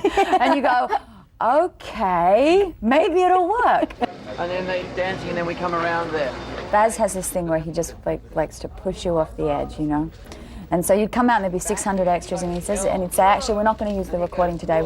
I think it's more emotional when you sing live. And you just go, oh, okay. All right, Baz, anything for the film? We're making it sound like it's so incredibly weird because it's unexpected. But in terms of being able to emotionally relate to it, I mean, people cry at the end. So that's... I did. Did you? Oh, Good. I did. I cried at the end. Because it's about love, and it's about losing love, and it's about, it's a young boy who's a poet who meets this girl who falls madly in love with her, and for whatever reasons, they can't be together. You sounded terrific. Oh. No, you really did. Your voice is quite I was beautiful. very nervous. Were you? Yeah, but I was determined that I was going to sing every single note in the movie because I couldn't bear to be revoiced or something like that. I mean, the reason to do it is to dance all your dance numbers, sing every single note and act, you know, so that you can say, yep, I did a musical and I did it all. So fun to revisit a movie like that, one of my favorites. That does it for today's Pop Start Plus. Hope you learned something new. Come back and join us tomorrow, same time, same place. Hope to see you then. Oh my God, looky. Hello. Look who's watching. It's Thursday. It's Today All Day. We're so happy you're tuning into our digital show, Today in 30. Yes, and we have a lot of great segments for you in this half hour. First, though, we want to talk about something that everybody is experiencing, and that is pain at the pump. So is Congress going to agree to this federal gas tax holiday idea from the White House, and would it really help? we'll have everything you need to know. And then, Savannah, you have a very intimate conversation with the Home Edits Clea Shear. We love her. Oh, and she's really inspiring. She opened up about this breast cancer journey. This is the first time she's come on TV to talk about it. She's super honest about her up days and her down days. And she has a very important message for all women about becoming your own best health advocate. She has some great advice. All that plus 2 words, Meredith Vieira. She was my co-host during the 4th hour. We got to hang out with someone who makes us all laugh, Maya Rudolph. Oh, that's good. That's Maya, electric. I can't. Oh, anyway, let's get started. It is time for Today in 30. NBC's Maggie Vespa is in Chicago with more. Hey, Maggie, good morning. Hey, Hoda, good morning. As you can see, the sticker shock here remaining painfully real with prices at well over $6 a gallon. The national average still hovering around $5 a gallon. And President Biden says this federal gas tax holiday could lower prices by 18 cents or more. But his critics in Congress argue there's no guarantee. With the national average remaining near $5 a gallon, could Americans see some relief at the pump soon? It's desperately hurting my wallet right now. President Biden demanding Congress implement a 3-month pause on the federal gas tax. The American people, they need relief now.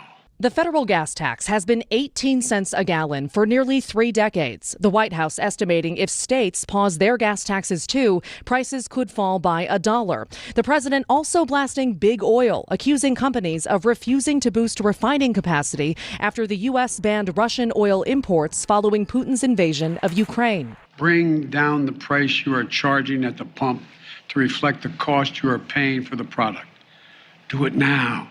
At least one CEO pushing back, saying oil production is at an all-time high. Biden's energy secretary set to meet today with multiple CEOs in search of solutions. But ahead of November's high-stakes midterm elections, congressional critics, including some Democrats, are not buying the president's plan. After the Federal Reserve raised interest rates for the 3rd time this year, they argue a gas tax holiday could make record inflation even worse. This ineffective administration's big new idea is a silly proposal. In downtown Chicago, decades of pizza deliveries, Thank you for calling Chicago's Pizza. both deep dish and thin crust, could be ending for one family-owned business. It's crazy. We haven't seen anything like this. Half the drivers at Chicago's Pizza have quit, skyrocketing gas prices devouring their paychecks.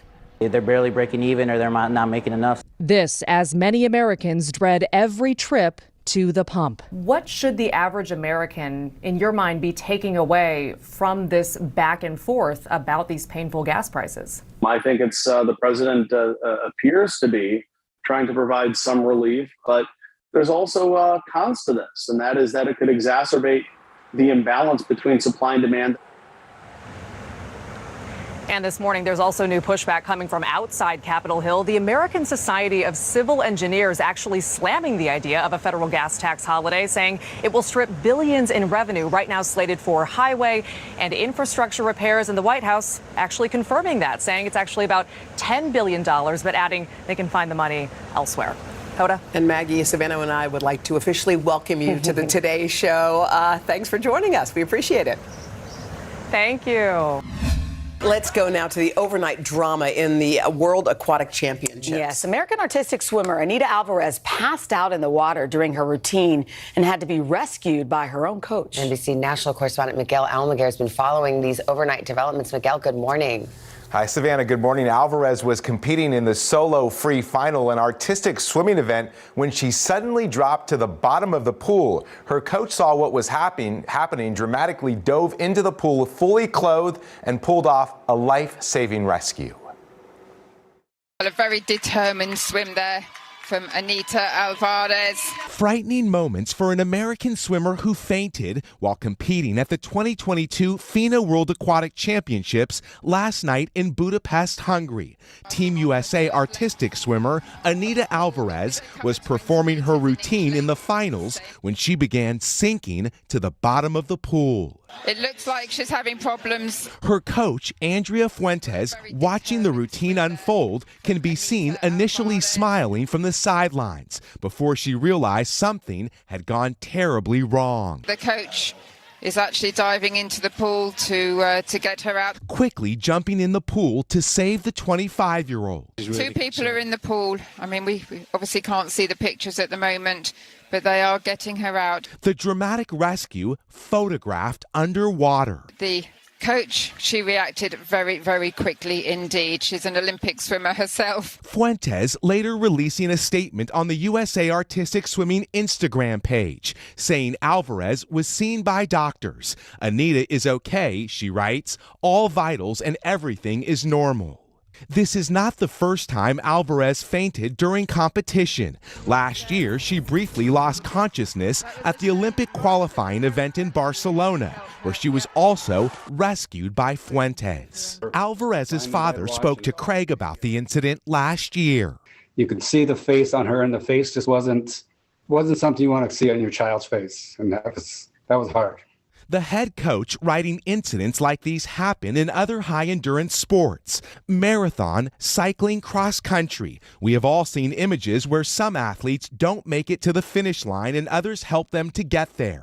Our sport is no different than others, just in a pool. We push through limits and sometimes we find them.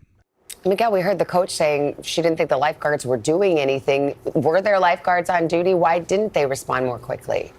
Well, Savannah, that's a big question people are asking right now. Alvarez's coach told a Spanish radio program she decided to dive in because she saw the lifeguards were not jumping in and actually seemed paralyzed and dumbfounded. She even shouted at them at one point, she says, but they were not responsive. Luckily, Fuentes got in time just to bring her back to safety. Savannah. Incredible. All right, Miguel, thank you so much. And the fact that she had done it before. I mean, it's a high endurance sport. They hold their breath while exerting themselves. Right, and it's happened. Yeah, it's happened once before, but wow. Thank God for that coach. I'm sure she knew right away there was something that wasn't wrong. right. Yes. I'm jumping in. I have a cute boost for you. So a lot of toddlers are already fussing to get out of their safety seat as soon as the car stops. But this one gives mom a happy greeting every single time she opens the door.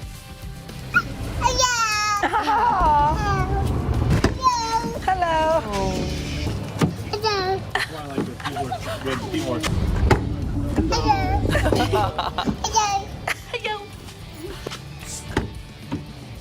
I think I'd spend my morning in the driveway. I know. Opening, closing. All right, you go outside all day.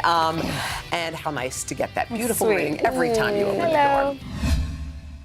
Sometimes the news can be difficult and overwhelming for kids to understand. Ukraine and Russia. Could you help me understand what's going on? So to help make sense of it, we've created a newscast just for them. We hope your family will watch Nightly News Kids Edition.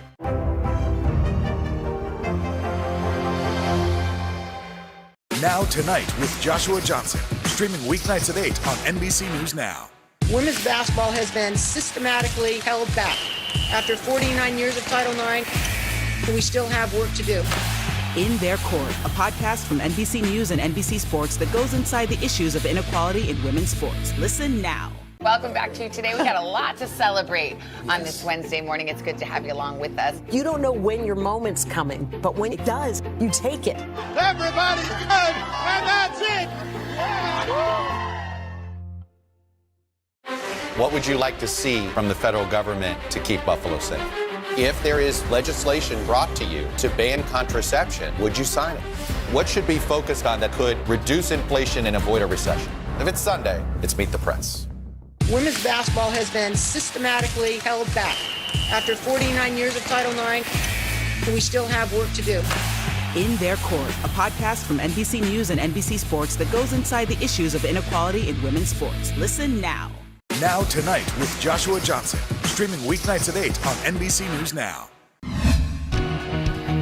We are back with a story featuring someone we love dearly here at Today. Yeah, as one half of the Home Edit, Clea Shearer has inspired people to get organized, and now she's got a brand new mission, doesn't she? Yeah, an important one. After finding a lump during a self-exam in February, Clea was diagnosed with stage 2 breast cancer. And this morning, she's sharing her story for the first time on television, and she's also announcing an initiative that she hopes will save lives. I'm going to try and do a rainbow lineup of books up here. Yeah. Clea Shearer has made a career of conquering clutter. You want to be able to either need it, use it, or love it. Alongside her Home Edit co-founder, Joanna Teplin, she's built an empire, organizing the closets and pantries of celebrities and regular clients, even us here at Today. What happened? How did you do this? But in February, just weeks after her 40th birthday, everything changed. I know you guys live for the Lazy Susan. We love. Clea was in New York to appear with us on Today when she felt a lump in her breast. We had so much to celebrate. Our TV show, the trailer was just released. Our show was coming out April 1st. We had a magazine launch. You're on top of the world. We had so much goodness. But when I felt that lump, I just was like, I can't put this off just because life is too good. Her OBGYN told her it would be months before she could get an appointment, but Clea was determined and pushed to get checked by another doctor. The test confirmed she had cancer. You saved your own life. Yes. By knowing your own body, trusting yourself, and not letting it go. Correct. I would be in a really different place right now if I had postponed what I knew was something. I didn't know that it was going to be cancer, but I felt something. If I hadn't done that, I have no idea what stage my cancer would be in. Although I'm terrified, absolutely terrified of chemo, I am not terrified of a plan. Through a double mastectomy and chemotherapy, Clea has documented every step in candid videos and posts for her millions of Instagram followers. And I had to wipe the hair from my head. You've been really honest. You know, some days are good, some days are not. I think that one thing that I've realized about breast cancer is it attacks your femininity in such ways that we don't even know that we're attached to. But, there are other things that are really beautiful about it too. All my scars feel like strength, like they feel like battle wounds. Did you know you had this within you? Nope, I sure did not. I definitely thought I was more of a delicate flower than I am. But I think it's been a real learning for me. I surprise myself with the things that I'm able to do. So have you organized any medical offices, doctor's offices, chemo rooms? I mean, you're still being Clea, right? I'm still being myself. My daughter actually, with her therapist, made a list of all the things that have changed and all the things that have stayed the same. And in the stayed the same, my mom still organizes by the rainbow. She can't help herself. Have you been surprised at the outpouring and how much love and support and well wishes you have received?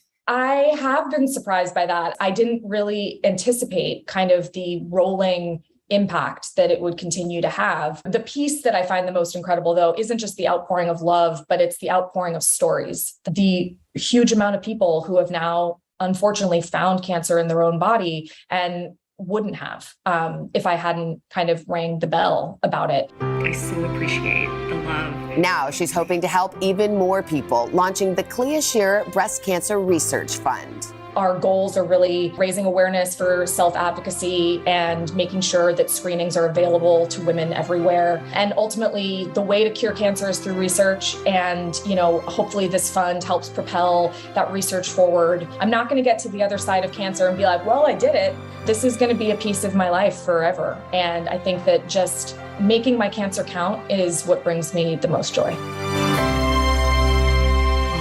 She's really inspiring, and the message that she has is so important because, she did, I don't even know if it was a breast self-exam, technically. She just felt something. And here she is, she's on top of the world with all this stuff, and she's like, I can't blow this off because I know it's something. She trusted herself. She calls the docs. They're like, we'll get you in a few months. And she says, no, I need to get it checked out. And I think that is, I'm so inspired by that because I think if it had been me, I'd been like, well, I guess then it's probably fine. Right. You want to just blow it off and sweep it under the rug. And if she had, she'd be in a lot worse place. When they had the double mastectomy, they found out actually it's stage 2 cancer. Wow. And for her, I mean, we knew she was a giving person just because that's her nature. But to see her right now, she's still going through treatment. She's got a foundation. Like she's busy. She's staying that way. She is. I mean, she's totally determined to make something good come of this by telling this story, by being really honest about it. She said, I shaved my head and I thought I was being proactive. She said, but when my hair started falling out, it broke her heart. It was really, really tough. So there are high moments, there are low moments. but then all the she's people who just found their determined. cancer because she told her story. Like, I think that's everything. Yeah. Making her cancer count. Yeah. Definitely. She's got still a long road ahead. You know, she's just in the first phase of chemo. She's got 2 more phases. Yeah. She's going to have radiation, but she's really positive. Man, if a positive attitude can kick cancer, then it has no chance because Clea's incredible. And if you want to learn more about this research fund that she's starting, you can go to today.com. It's great.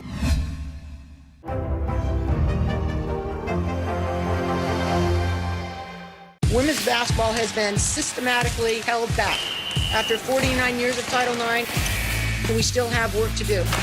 In Their Court, a podcast from NBC News and NBC Sports that goes inside the issues of inequality in women's sports. Listen now. We're here to start conversations about the big things happening in our world, because it's not my job to tell you what to think. My job is to think about what you tell me. Now Tonight with Joshua Johnson, streaming weeknights at 8 on NBC News Now. To cover the news, you have to be in it. This is how so many towns and cities are protecting themselves. They're pushing the gates open. Was there a school officer on campus? That's what we've been told. No. Top Story with Tom Yamas, weeknights at 7 on NBC News Now.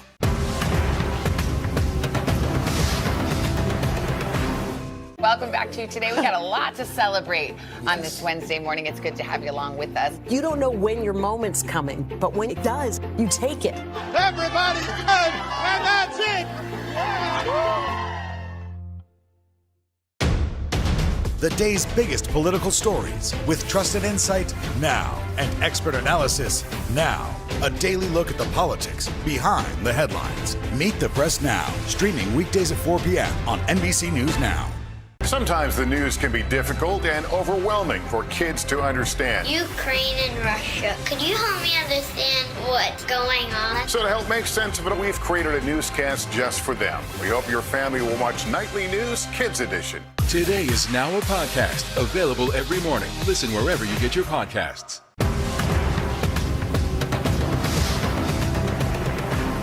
Hallie Jackson Now, weekdays at 5 on NBC News Now.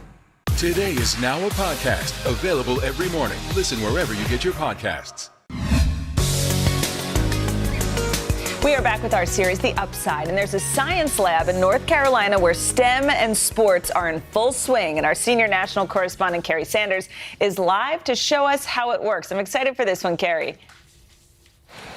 Well, good morning, guys. Look, what kid after school doesn't like to get a ball, a glove, and maybe a bat and get some friends and go knock it around? Well, the idea of playing a game and, yes, discovering that there is science behind the game is actually there. But how do you get kids interested in that? Well, it's become a mission now for a company in North Carolina called SAS. And the reason they've taken this on, linking this game to science, is because they know our economy going forward is demanding more experts in science, technology, engineering, and math. In school, they call that STEM. I've been to multiple batting cages just to kind of help my swing, but not one that tells me how. 12-year-old Avery Smays and 11-year-old Luis Rivero excitedly stepped to the plate. But this is about more than just swinging a bat. I have absolutely no baseball background. I've never played any of organized baseball, but I understand that players seem to look and do certain things. Here in the batting lab, principal data scientist Jared Dean and his team at SAS are quietly hoping to get kids to a different base, to get young minds interested in data. The point of the SAS batting lab is to help kids love data as much as they love baseball and softball. SAS is targeting kids between ages 10 to 14. It's hoped merging sport with data literacy leads to a new understanding of STEM, science, technology, engineering, and math. It gives us like diagrams and charts and graphs to show us what part of our swing has the most room for improvement. Ideally, you want your hands to stay ahead of your back elbow. As we saw, it's working. Yeah, I would say that they are tricking me. Just do some math a little bit. Batting cage has helped me a lot because I had this game and I hit a double and I didn't even try. I probably could have gone over the fence if I actually tried. I think this cage has definitely helped me to improve on the softball field, not only like with my timing and hitting the ball, but also with my confidence. To create the cage, Sass worked with coaches and players from North Carolina State University's baseball and softball teams. What makes a good swing and what we're looking for is athleticism. Athleticism, balance, coordination, specifically to a baseball swing is balance and rhythm and timing. After analyzing thousands of players' swings, Sass's data teams discovered at bat, there's one key metric of success: exit velocity. In kid speak, how hard the ball is hit. Every player in the program has improved their maximum velocity. Most are in that 10 to 15% improvement range over the first 6 sessions. Equipped with cameras and thousands of sensors, the batter's box monitors how a person's weight moves during a swing and detects when the ball is hit. It's about 50,000 data points in all per swing, and then we send that off and we compare it to those hundreds or thousands of swings that we had collected prior, and we look for deviations. The goal? A better swing, but also the kids learn how analytical skills and data can be applied to sports and beyond. We don't need students to grow up to be data scientists. We need them to be data believers, people who believe that if they're going to strategically solve a problem, that data is a component of that. The folks at SAS say the batting lab is already a home run. The proof? Young Avery, who now sees how STEM fits into just about everything, even her dreams of being a veterinarian. Data kind of ties into just doing everything right as a vet. But for now, she'll keep her eye on the ball and swing for the fences. So you don't have to be in North Carolina at the batting cage to pick up some of these skills, because they've actually put this playbook online so kids can go online and practice this and pick up some analytical skills. And guys, who knows, playing a game may actually lead to the next rocket scientist. That's cool. Well, that's what's so cool, and you make it fun, you know. And as I played softball since I was 5 years old, and you know, as a meteorologist, it's like math and science and sports. I love this idea. This is fantastic. Great. Thanks, Carrie. Thank you, Carrie. Women's basketball has been systematically held back. After 49 years of Title IX, we still have work to do. In Their Court, a podcast from NBC News and NBC Sports that goes inside the issues of inequality in women's sports. Listen now. It's a can't-miss summer on Today. They are walking strong, elegant, and pretty easy to prepare. How to cut costs on your vacation? Vicki has the answers. Every single thing you need for the best summer yet. Only on Today. Welcome back to Today. We got a lot to celebrate on this Wednesday morning. It's good to have you along with us. You don't know when your moment's coming, but when it does, you take it. Everybody good, and that's it. We'll meet Ukrainians who are defending their country one block at a time. When you were still in Kiev, could you hear the bombing? My name is Lester. Hey, who's this?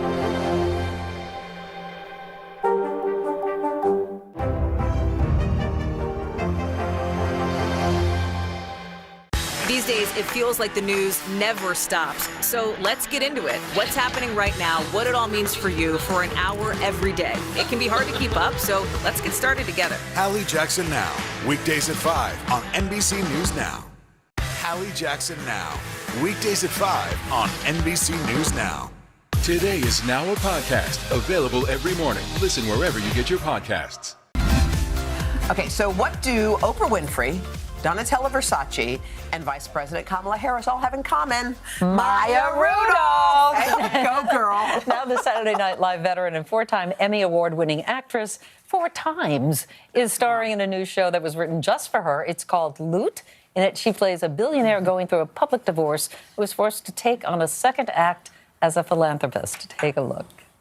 Since I'm new here, I thought, I don't really know everyone yet, and what better way to do that than with a fabulous bonding retreat? Okay, I don't even know what's happening right now, but we can't just fly to Miami on a random Tuesday, especially when we have a meeting with Councilmember Saldana today. Oh, I had Nicholas call her. We're moving it to a Zoom. I hate Zooms. I don't get to show off my personality. How the hell are they going to see my sweet side? Oh my God. Come on, Maya. This is, first of all, great concept. It gives you like all your running room. Exactly. Tell me what you loved about playing this I role. mean, when you hear billionaire, you just think like, oh, we can do anything. Yeah. Sky's the limit. Yeah. And yes, I did think costumes. I was Yeah. very excited Really? about costumes. Yes. Yeah, I love all of that. And it's just like, I love a larger than life character, obviously. You know, Donatella is like, when I was doing Donatella, like, that's like, you get to live in those worlds. It's so fun. Are you going to wear a lot of wigs? I know you love wigs. I do love Yes. wigs. No, we actually used my hair for this Oh, one. okay. We used this old thing. You know, we just showed a clip of you with the Vice President Kamala Harris playing the role of her. Now, I always wondered if you guys ever run into the people and what they say. I just met her in real life for the first time. I was lucky enough to do a Zoom with her pre-election. Yeah. But boy, oh boy. What was that like? It was heaven.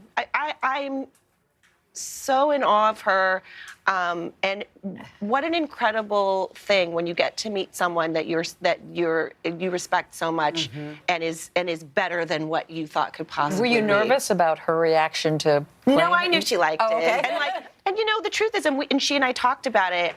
My interpretation of her is loving. Loving it. Because how do you do her? Like, what's the thing that does she do something? well, she's always, unless she's really like, breaking something down, she's having fun a lot. Yeah. She's full of life and she loves to laugh and she loves to smile. But she's also incredibly direct if you need her to be direct. She's powerful. She's gorgeous. So anytime I play a character that's like even like anything to do with gorgeous, I just give them a Beyonce fan. So we gave her a Beyonce fan. So we'd love to see you when you come back to SNL. It's just heaven. And I know you have your tang, your SNL tang. Yes. I'm glad you know the moniker. Yes, I do. And you guys keep up regularly with each other? We do. Yeah. I'm actually going to get to see my friend Rachel Dratch in POTUS. She was nominated for a Tony. Oh my gosh. So amazing. And I'm so grateful that I found, these people in my 20s that I had this incredible experience with, and we still share life, talking about kids, being parents, and... Well, you're the Earth Mother, I heard, to that group. I heard that too, and I'm very flattered. I think it's because I drink matcha, and I'm the one that lives in California and takes all the herbs. You love singing. I love watching you sing on SNL, and your kids love to sing. Yeah. And so what's happening? Oh wait, can I just for 1 second? Yeah, talk to me. I was in the dentist's office the other day, and I can't finally. I saw you playing this on the show. Who are you playing it for? You. I'm playing it for you. Oh. I know. This was my lullaby song. My parents used to play for me. So sweet. What do you feel like when you hear it? It's what a pretty picture of my mama. Beautiful. It's weird how sense memory transports you back to something instantly. That's just, I'm a kid. But I was a baby. When they wrote that song, I was not even one. And we were living in Gainesville, Florida, because that's where I was born. And they used to put me in this little automatic swing thing on the porch so they could go out back and hang out. And they would just play this song. Before they had any words for it, it was just a lullaby for me. But it was my mom and dad wrote it together.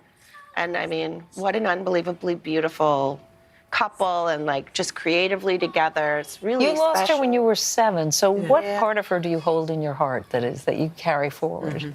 I never imagined I'd have 4 children that are part my mother. I never imagined, when you're a kid and you lose a parent, it just seems, and especially a parent who people are aware of. Yeah. I felt like I had a red letter on me, like everybody knew. I never imagined this life where I would be lucky enough to be a mom to these incredible kids and learn how to be a mother without having my mom here, although I have the most thrill father who taught me everything. He's my everything, and my stepmother. I'm very lucky. I'm very lucky. Know that song, Loving You? Oh, yeah, they sing it. They all sing it, and they don't even think they're good musicians, and they're all musical. Wow, it's in them. God. When your kids are singing your mom's song, I mean, I don't know what else there is. Oh, that one does kind of kill me. Yeah. Wow. Yeah, it's we love you, by the way. We love you. I love you too. Thank you You're for coming so by. sweet. Thank you. Okay, Loot starts streaming tomorrow on Apple TV+. Yeah. That was awesome. Great show. Will you join us tomorrow? Conan Gray is going to rock our plaza. That's a great way to close out the week and start your weekend. We'll see you tomorrow. Bye.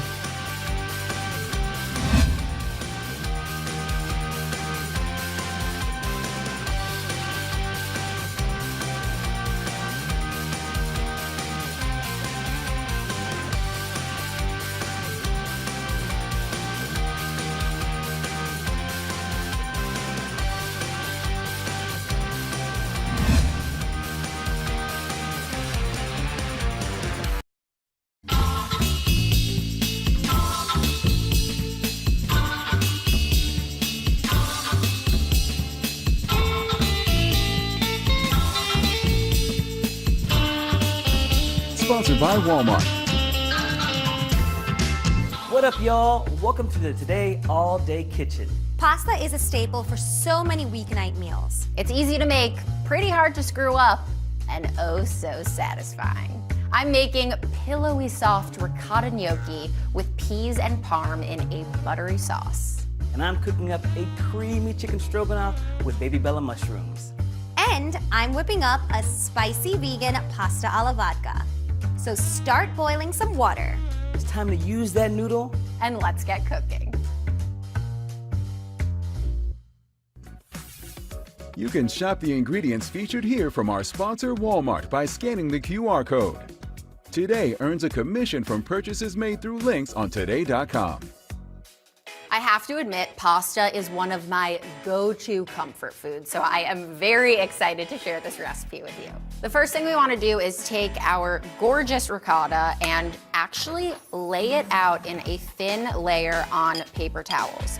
Since the ricotta is the base of our dough, we need to remove some of that moisture so it ends up really nice and light and fluffy rather than dense. We are going to let this sit for about 12 to 15 minutes just to make sure that the paper towel absorbs that moisture, but lucky for me, I made one before. And here is how it ends up looking when it is done. Stunning. Okay, so now let's just make our dough. We have our ricotta right here. Plop it right on in. So we have 2 large eggs here. I'm going to crack them right into our bowl. 1 cup of finely grated Parmigiano Reggiano cheese and some kosher salt, just to awaken the flavor. Before we add in our flour, we are going to delicately mix it all together so it creates a really light, fluffy consistency. So now that this is looking really beautifully mixed together, that is when we know it is time to start adding in our flour. It's really important here to add your flour in 1/4 cup at a time because we don't want to develop too much gluten, but we also want to make sure that our ricotta stays nice and fluffy.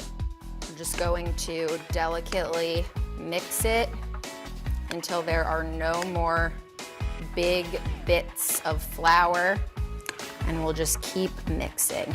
Our final 1/4 cup.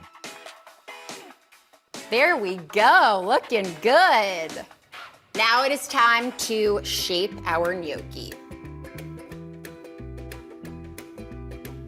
And then we're going to take our dough mixture, kind of form it into a bit of a, it feels so good. It feels like a baby's bottom. Can we use that in the final cut? It's what it feels like. Okay, and now we're going to dust the top with a bit more flour.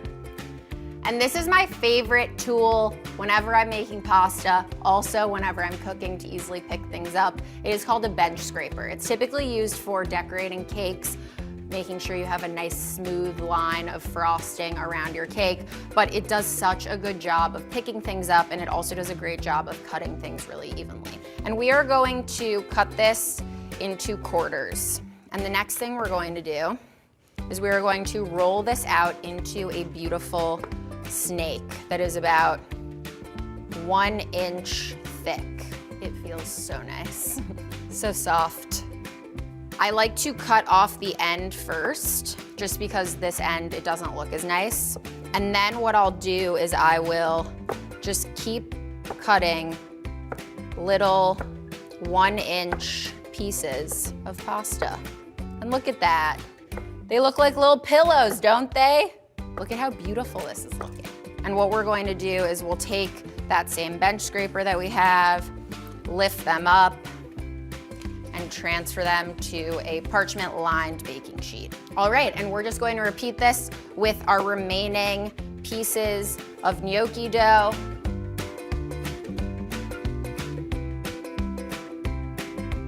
Looking good. Before we cook our gnocchi, I want to get started on the star of our sauce. This is a lemon butter sauce, so we are going to be using the zest and juice of 2 gorgeous lemons. And I'm going to show you my favorite way to prepare lemon zest. So we're just going to take the peeler and run it along lengthwise on this lemon, pulling the zest off of the lemon. So I'm just gonna remove any of this extra pith. And the reason why I'm removing this pith is because the pith is a bit bitter and we don't want any of that bitterness. And as you can see, I've stacked up all of this lemon into cute little, almost soldiers, if you will. Take your knife and rock it back and forth along that peel. It smells amazing. And you can see how beautiful these strips are. And then what we'll do is we'll take these shreds and turn them, and then we will run our knife across again to mince that lemon. And it took me a while to master these skills, let me tell you. It really all comes down to practicing over and over and over again. It's really repetition here. And now I'm just gonna take my knife and run through this a few more times. It's smelling absolutely amazing. Look at that zest though. I mean, it's like freshly fallen snow. Okay, let's clean up, get our water a-boiling, and finish up this gnocchi. Our water is boiling. It is time to cook our gnocchi, and you gotta pay attention because this all happens pretty quickly. But I promise you, you have all of the tools to absolutely crush it. The first thing we wanna do is salt our water. I'm taking kosher salt. Okay, this is boiling beautifully, and we can use our fingers to plop these in, because let me tell you, they are light and pillowy, and dropping them all in at once is going to cause them to smush together. We want these to cook until they float to the top, okay? They basically tell us, they're like, hey, what's up? And then to save some time, we are actually going to take our frozen peas and we're gonna pop those in as well. So this pasta water is liquid gold. I call it unicorn juice whenever I'm cooking because all of the starch in the water itself is actually going to help bind our sauce together. And we're going to start adding in our cubed unsalted butter, a couple tablespoons at a time. You really want it to be cold butter because our goal here is to really emulsify everything. Take a whisk. Start whisking everything up. The gnocchi's starting to float.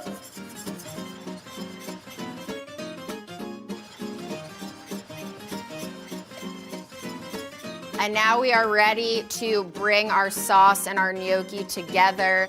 I've actually turned off the heat. If it is too hot, it may cause your sauce to break. So just make sure you turn that heat off. Next up, we're going to add in half of our lemon zest.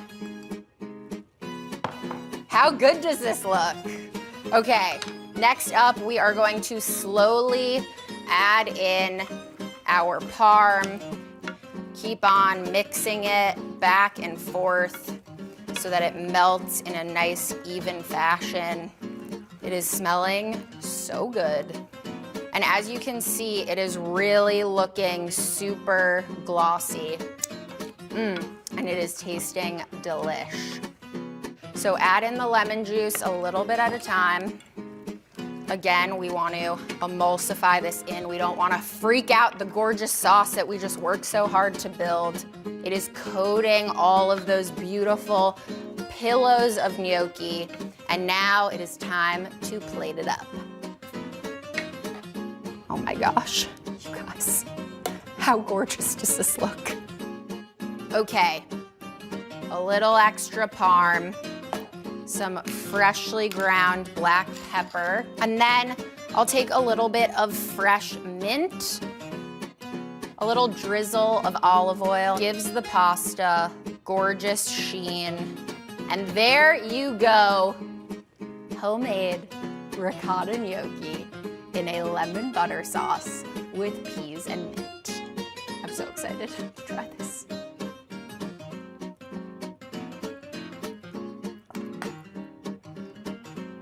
It is melting in my mouth. The parm adds the perfect amount of nuttiness and saltiness. I don't have any other words to say except I know you're gonna love this. So good.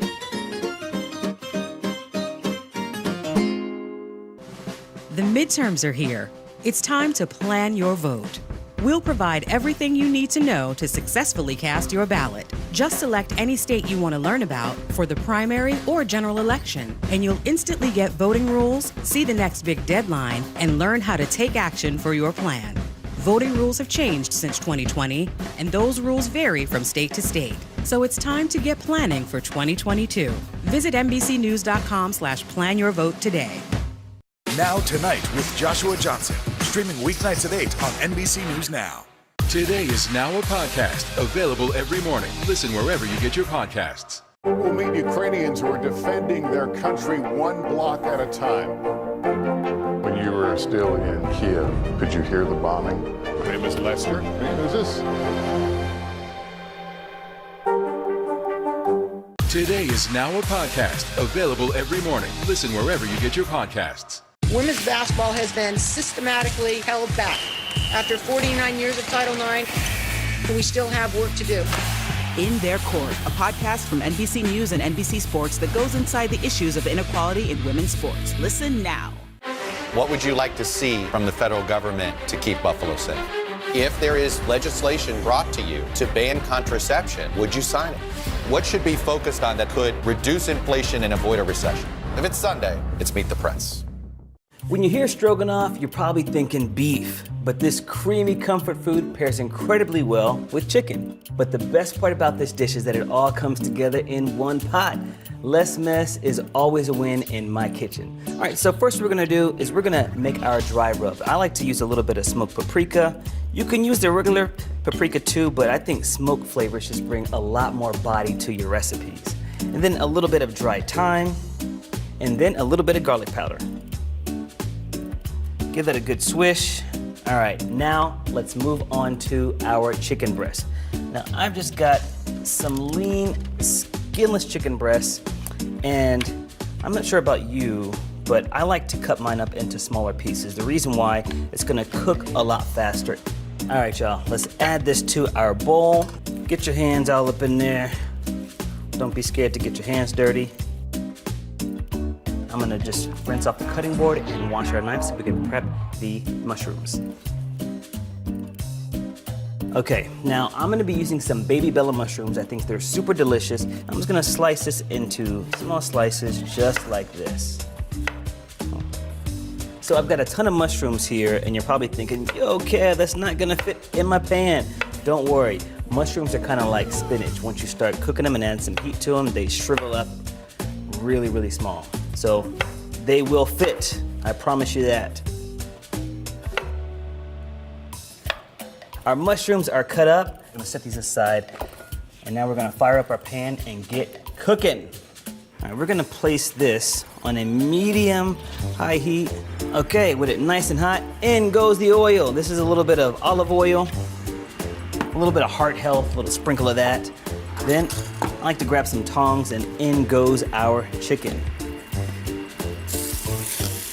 Ooh, I love that sizzle sound. We want a nice sear, a nice color on the chicken. There we go. You're gonna wanna cook this for about 4 to 5 minutes on each side, and then look at this. Oh, just lift it up, and look at that beautiful color on the chicken. Move it around a little bit. If you're feeling brave, you can go ahead and toss it, but again, this is a no-mess recipe, so the least amount of mess you can make in your kitchen, the better. This chicken is just about ready. I'm gonna move my mushrooms a little bit closer, and then I'm gonna use my tongs. I'm gonna start taking out the pieces of chicken. Oh my God, look at that. It's just looking so good. Kev, you did that. If you're not your best cheerleader in the kitchen, I don't know what you're doing. You gotta just give yourself a pat on the back. Smells so good, it looks so good. Exactly what we want. I'm gonna set this over here. Now, I'm gonna add in the mushrooms now. Now, there's a lot of chicken flavor here. Ready? So we want that. Oh, we got a good sear here. I'm just gonna wilt them just a little bit by using a little bit of our chicken broth. Just a little bit, just to create some steam. And also, this is gonna help to deglaze the bottom of our skillet as well.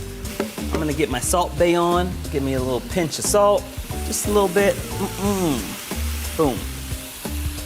And the cool thing about mushrooms is that as they're shrinking up too, you know, they're just soaking up all this flavor. So people that say, I don't like mushrooms, I'm like, yo man, mushrooms are like flavor bombs. They make your mouth water. It's that umami factor. More love to mushrooms this year. Now we're gonna try to create a little bit of a thick gravy here. We're gonna add in a little bit of flour. I'm gonna give this a quick toss first. Then we're gonna add in about a cup of our chicken broth. And what you'll see here, you're gonna still deglaze, but you see now the chicken broth is really cloudy, and that's because it's turning into that gravy that we want. I'm also gonna add in a little bit of Dijon. And just keep stirring, and this is looking beautiful. All right, now let's begin to bring everything together. In goes our chicken broth. Reserve some, then grab yourself the egg noodles, sprinkle those on, and then pour in the rest of that broth. And the noodles are going to absorb all of this liquid that's now like a gravy. So we're gonna bring it to a light simmer, and you can see right here inside, got the little light simmer going. That's just about right. And then we're gonna cover and cook this for about 7 minutes. Oh my gosh, I stirred these once. Oof, they are looking good. Always check your noodles. And if you're thinking like, Kev, it's looking a little watery, what am I gonna do? Don't worry, I got you. Remember that it's gonna thicken up as it cools, but also it's gonna thicken up because we're going to add in our Greek yogurt now. Greek yogurt is really high in protein, and it's really, really, really thick. And look at this. It looks like I added cheese, but I have not at all. And this is our swap for sour cream. Last bit of work, we're gonna add in our chicken. Well, you can't be here to smell it, but I'm just gonna describe it. We need that smell-o-vision from Willy Wonka. So I'm gonna plate it right here and finish it off with some fresh parsley. You like smothered chicken? Try this chicken stroganoff.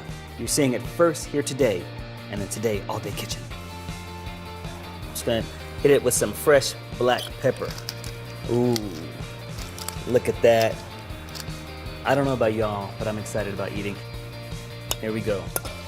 Get a little bit of mushroom, a little bit of egg noodle, and then some of this succulent, lean chicken breast. Oh my God. Yeah, this will make you get happy in church. Ooh, there you go. I guarantee your friends and family are going to love this dish. Live from Ukraine, from Uvalde, Texas, from Mayfield, Kentucky. To cover the news, you have to be in it. This is how so many towns and cities are protecting themselves. You can actually see they're pushing the gates open. Was there a school officer on campus? That's what we've been told. No. Do you remember any tornado as bad as this one? You look at this and you're thinking, we're not going to have power for weeks, if not months. Exactly. Every night, it's your news playlist. Top Story with Tom Yamas, weeknights at 7 on NBC News Now. Today is now a podcast, available every morning. Listen wherever you get your podcasts. The midterms are here. It's time to plan your vote. We'll provide everything you need to know to successfully cast your ballot. Just select any state you want to learn about for the primary or general election, and you'll instantly get voting rules, see the next big deadline, and learn how to take action for your plan. Voting rules have changed since 2020, and those rules vary from state to state. So it's time to get planning for 2022. Visit NBCnews.com/plan your vote today. Let's go. This is a critical choke point for this fire.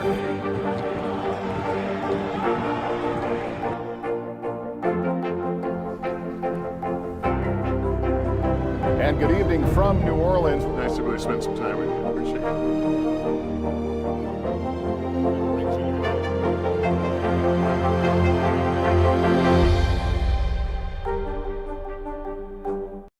What would you like to see from the federal government to keep Buffalo safe? If there is legislation brought to you to ban contraception, would you sign it? What should be focused on that could reduce inflation and avoid a recession? If it's Sunday, it's Meet the Press. Top Story with Tom Llamas, weeknights at 7 on NBC News Now. For breaking news in our changing world, download the NBC News app.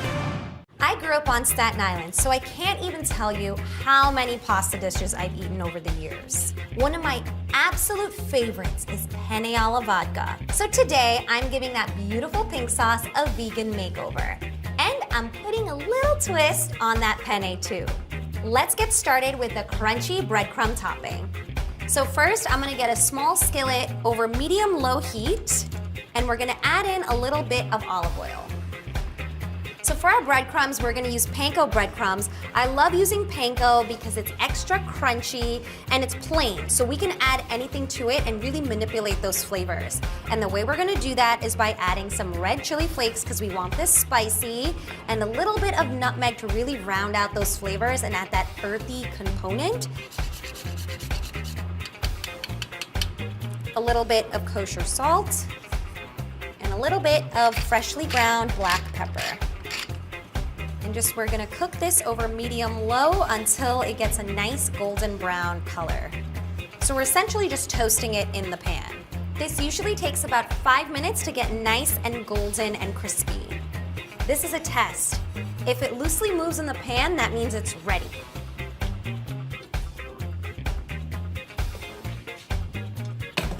So to start off any good sauce, you have to start off with your aromatics. We're gonna start with 1 medium white onion and some garlic. So we just wanna get a small dice on this. And next up, garlic. We're using about 4 cloves of garlic. I just like to give them a light crush to help me with the chopping process.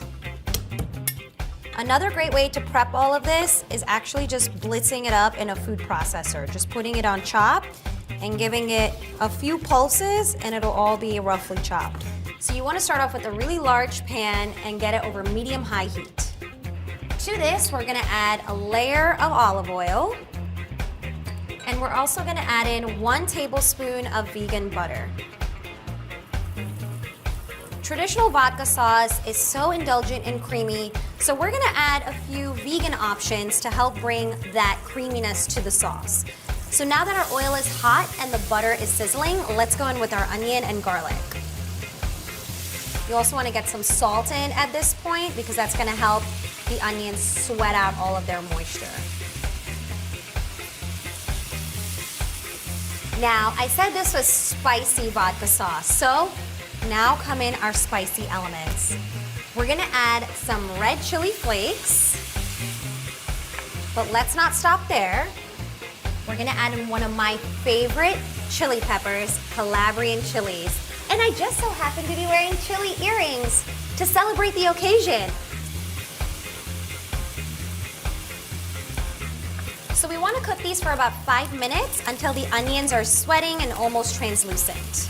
So now let's go in with our tomato paste. The tomato paste is gonna add basically a really concentrated tomato flavor. So it's gonna feel like we've been cooking this sauce all day, but really we haven't been. So get this incorporated into the onions. So, the star of the show, some vodka. No, this is not a shot for me. This is for the pasta. Maybe that'll be later. So once we add the vodka in, all of that alcohol is gonna evaporate, so you don't have to worry about any alcohol actually being in there, but the flavor of the vodka will become concentrated, which is what adds that unique flavor to vodka sauce, which I happen to love. We're gonna go in with some crushed tomatoes. We're gonna go in with a little sugar. Now, don't hate on this. This is really gonna help balance the flavors again. There's a lot of acidity in the tomatoes, and then we also have a lot of spice, so the sugar is gonna help round everything out. As well as some dried oregano. So I actually like to take this and rub it in between my fingers to get the oils in the oregano activated. We want our spicy vodka sauce to be smooth and silky, and in order to achieve that, we're gonna use an immersion blender.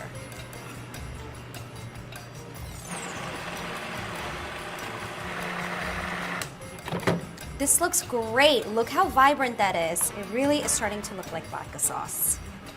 So now we're gonna add a few dairy elements to our sauce. We're gonna add a little bit of vegan creamer,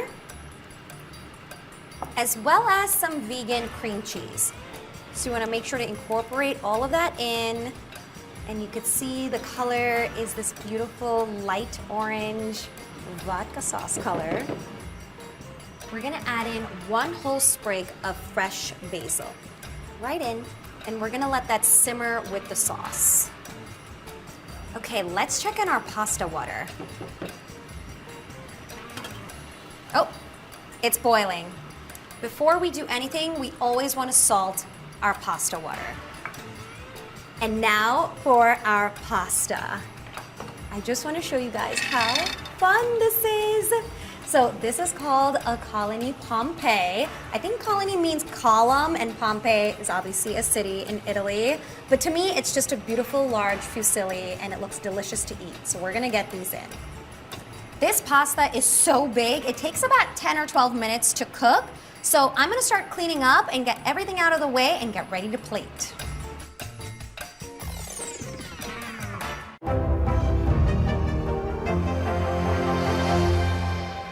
Sometimes the news can be difficult and overwhelming for kids to understand. Ukraine and Russia. Could you help me understand what's going on? So to help make sense of it, we've created a newscast just for them. We hope your family will watch Nightly News Kids Edition. To cover the news, you have to be in it. These are families trying to board those trains to Poland. I also want to get home. You'll get home. Every night, it's your news playlist. Top Story with Tom Yamas. Weeknights at 7 on NBC News Now. Now Tonight with Joshua Johnson. Streaming weeknights at 8 on NBC News Now. Today is now a podcast, available every morning. Listen wherever you get your podcasts. Uvalde, Texas, a small town that has become yet another landmark. How long do you think it took for all this damage to occur? Can you tell us what it was like? With our NBC News exclusive.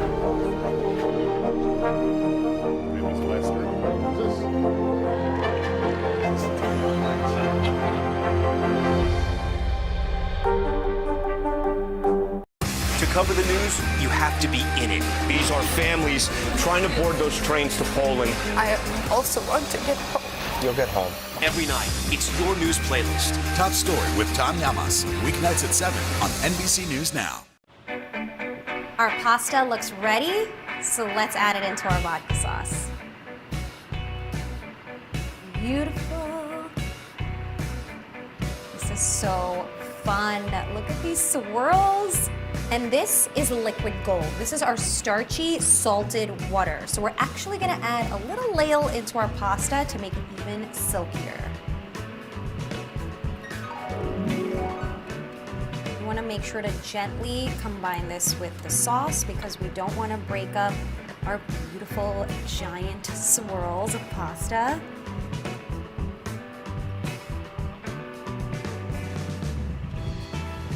Look how fun this looks. I'm so excited to eat it, but we can't forget about our spicy, crunchy breadcrumb topping.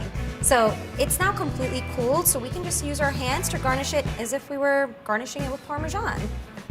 And then if we want to be extra fancy, we can add a little sprig of fresh basil. Okay, I've waited long enough, so we're now ready to dig in. I'm so excited to eat this shape. I feel like the proper way is from the bottom. Wow, I think Staten Island would be proud. This is so delicious and so fun. Look at that. Chef's kiss. This is delicious.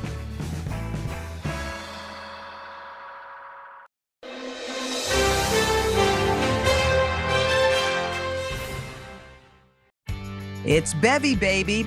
You may know her as Bevy Smith, the host of Bravo's Fashion Queens, or her podcast, Bevelations. But if you don't know the media maven, allow me to introduce you. Bevy Smith is a brand. She's a Harlem-born powerhouse who rose to the heights of the fashion industry by her 30s. But at age 38, she decided to follow a new path. Since then, Bevy's been a TV host, an author, an actress, an entrepreneur, and at 55, she says she's far from done. Bevy is a master negotiator, a firm believer in her own worth, and living proof that it gets greater later. Every time I sit with you, I feel a different kind of way. But on this particular day, when I sit with you, you are 55 years old. You live your life on your terms. Yeah. And you describe yourself as a late bloomer. Mm-hmm. Why are you a late bloomer, first of all? Well, I mean, because I think really since like my 20s, people have been telling me that I should be in entertainment. But I was always an advertising person. I was, started out as a receptionist and worked my way up to becoming an advertising executive. And so, entertainment was something that I couldn't really even fathom for myself. And so to then pursue it at the age of 38, and then to really make it happen, and by the time I really kind of garnered any kind of success in the space, I was like 45 years old. I'd say that's a pretty late blooming.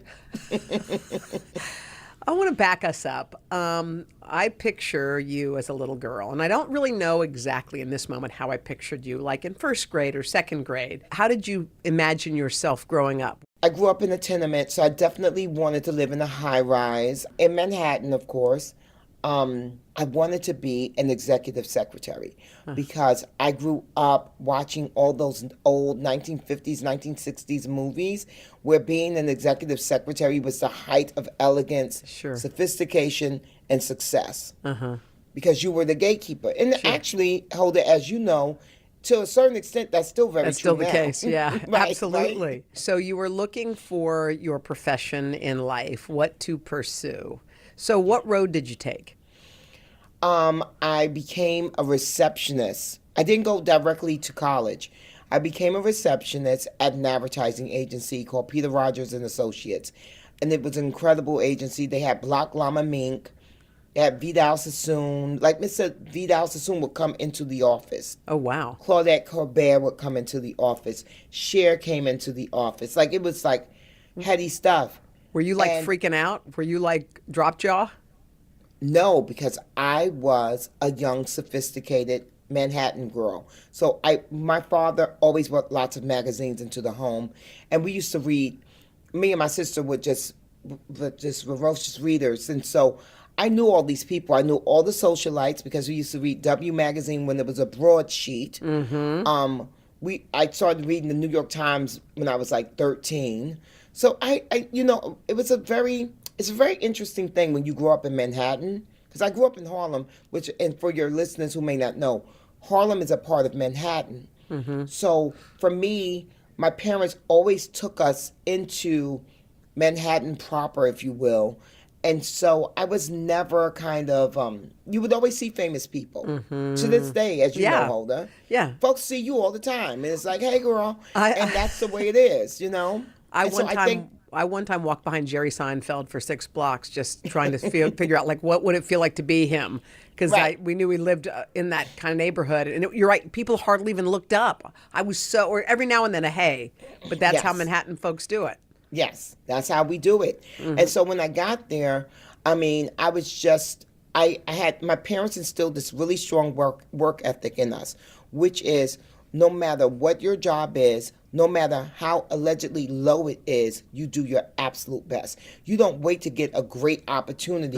Every opportunity that you're given is a good one, and you make the most of it. So you did that. So you were a receptionist, and you did it A++. Oh yeah, I did A++. So I didn't have to take coats. I didn't have to get coffee, but I did all of that because in my life, I am nothing but a hostess. I am actually a barmaid, and eventually, I will own a bar because I love hosting people in that way. But in my life, that's one of my special gifts. I connect people and I make people feel welcome. And so when you came into my reception area, you were in my living room. Welcome. May I take your coat? Would you like coffee or tea? Again, this was not required of me. You just did it.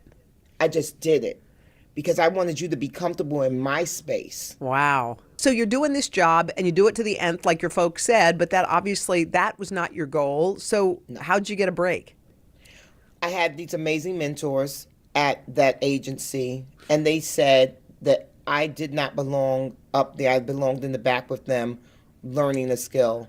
And that's when my life began to change. And I went back to school, and I went to NYU, and then one of my mentors, Jeff McKay, started his own advertising agency, and he brought me along, and he literally said, what part of advertising would you like to work in? And I said, I think account services and media directing, because I love to read. Yeah. And so when you're a media director, you get all the magazines in the world. And I said, media directing, but I also knew I was good with people, so account services as well. And he's like, okay. To cover the news, you have to be in it. These are families trying to board those trains to Poland. I also want to get home. You'll get home. Every night, it's your news playlist. Top Story with Tom Yamas, weeknights at 7 on NBC News Now. These days, it feels like the news never stops. So let's get into it. What's happening right now, what it all means for you for an hour every day. It can be hard to keep up, so let's get started together. Hallie Jackson Now, weekdays at 5 on NBC News Now. It's a can't-miss summer on Today. They are walking strong, elegant, and pretty easy to prepare. How to cut costs on your vacation? Vicky has the answers. Every single thing you need for the best summer yet. Only on Today. Let's go. This is a critical choke point for this fire.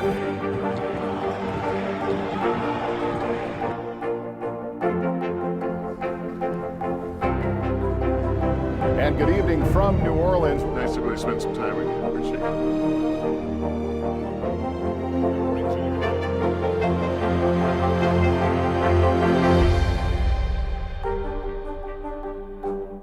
To cover the news, you have to be in it. These are families trying to board those trains to Poland. I also want to get home.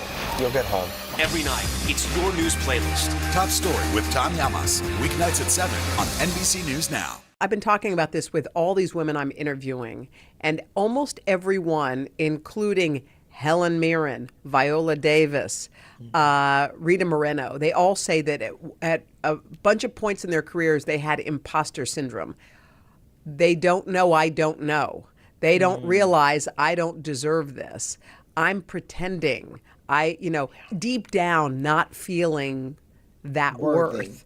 Did you ever have that? Okay, so here's the reason why I didn't have it. You did not. Hold No, up. this is big. This is big. You did not have it. Okay, good. I'm going to tell you the truth, Holder. Okay? Because very early on, I thought the key to my happiness was getting married and getting someone to take care of me. So I went to NYU, and I had a career specifically with the reason of trying to secure an amazing husband. Because I watched all those old 1950s, 1960s films, and I realized that if you have a certain pedigree, then you can attract a certain type of man. So me being an advertising executive, me going to NYU is a nice, little patina there, right? And I can secure this guy, and then I don't have to work anymore, and this guy's got to make me happy. So I didn't have imposter syndrome because I wasn't there for the long haul. I wanted to do a good job at my career, but I was not driven. I was not driven. Now, that's interesting that you had that idea of wanting to secure a man, because to me, we're from the same generation. That actually seems like a little bit before us, doesn't it? Yes, it does. But I told you, it was all those movies I watched. Yeah, and I was just you were into that. I loved Bewitched, the Dick Van Dyke Show. Yeah, Dick Van Dyke, when he would come home and she was there in her little pedal pushers. I was like, I want to wear a pedal pusher and wait for, him to come home, honey, from the, the architectural firm or wherever he was working. I wanted those things. I come from a community where women worked. So women were not fighting to work in Harlem. Mm-hmm. They worked, okay? You were fighting not to work, okay? That was a good life. You don't have to work and you can live nice.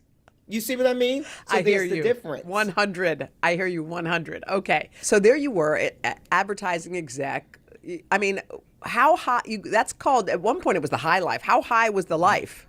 Oh, it was the very high life. It was amazing. That's when print media was a king. So I was at all those events and I knew all the people. Yeah. And I'm from 150th Street and 8th Avenue in Harlem. And I'm just in these rooms and I'm I'm in the mix. So you're fabulous. So there you are. I mean, some would call that the mountaintop. Plant the flag. Yeah. You're done. Yeah. But that wasn't the case for you.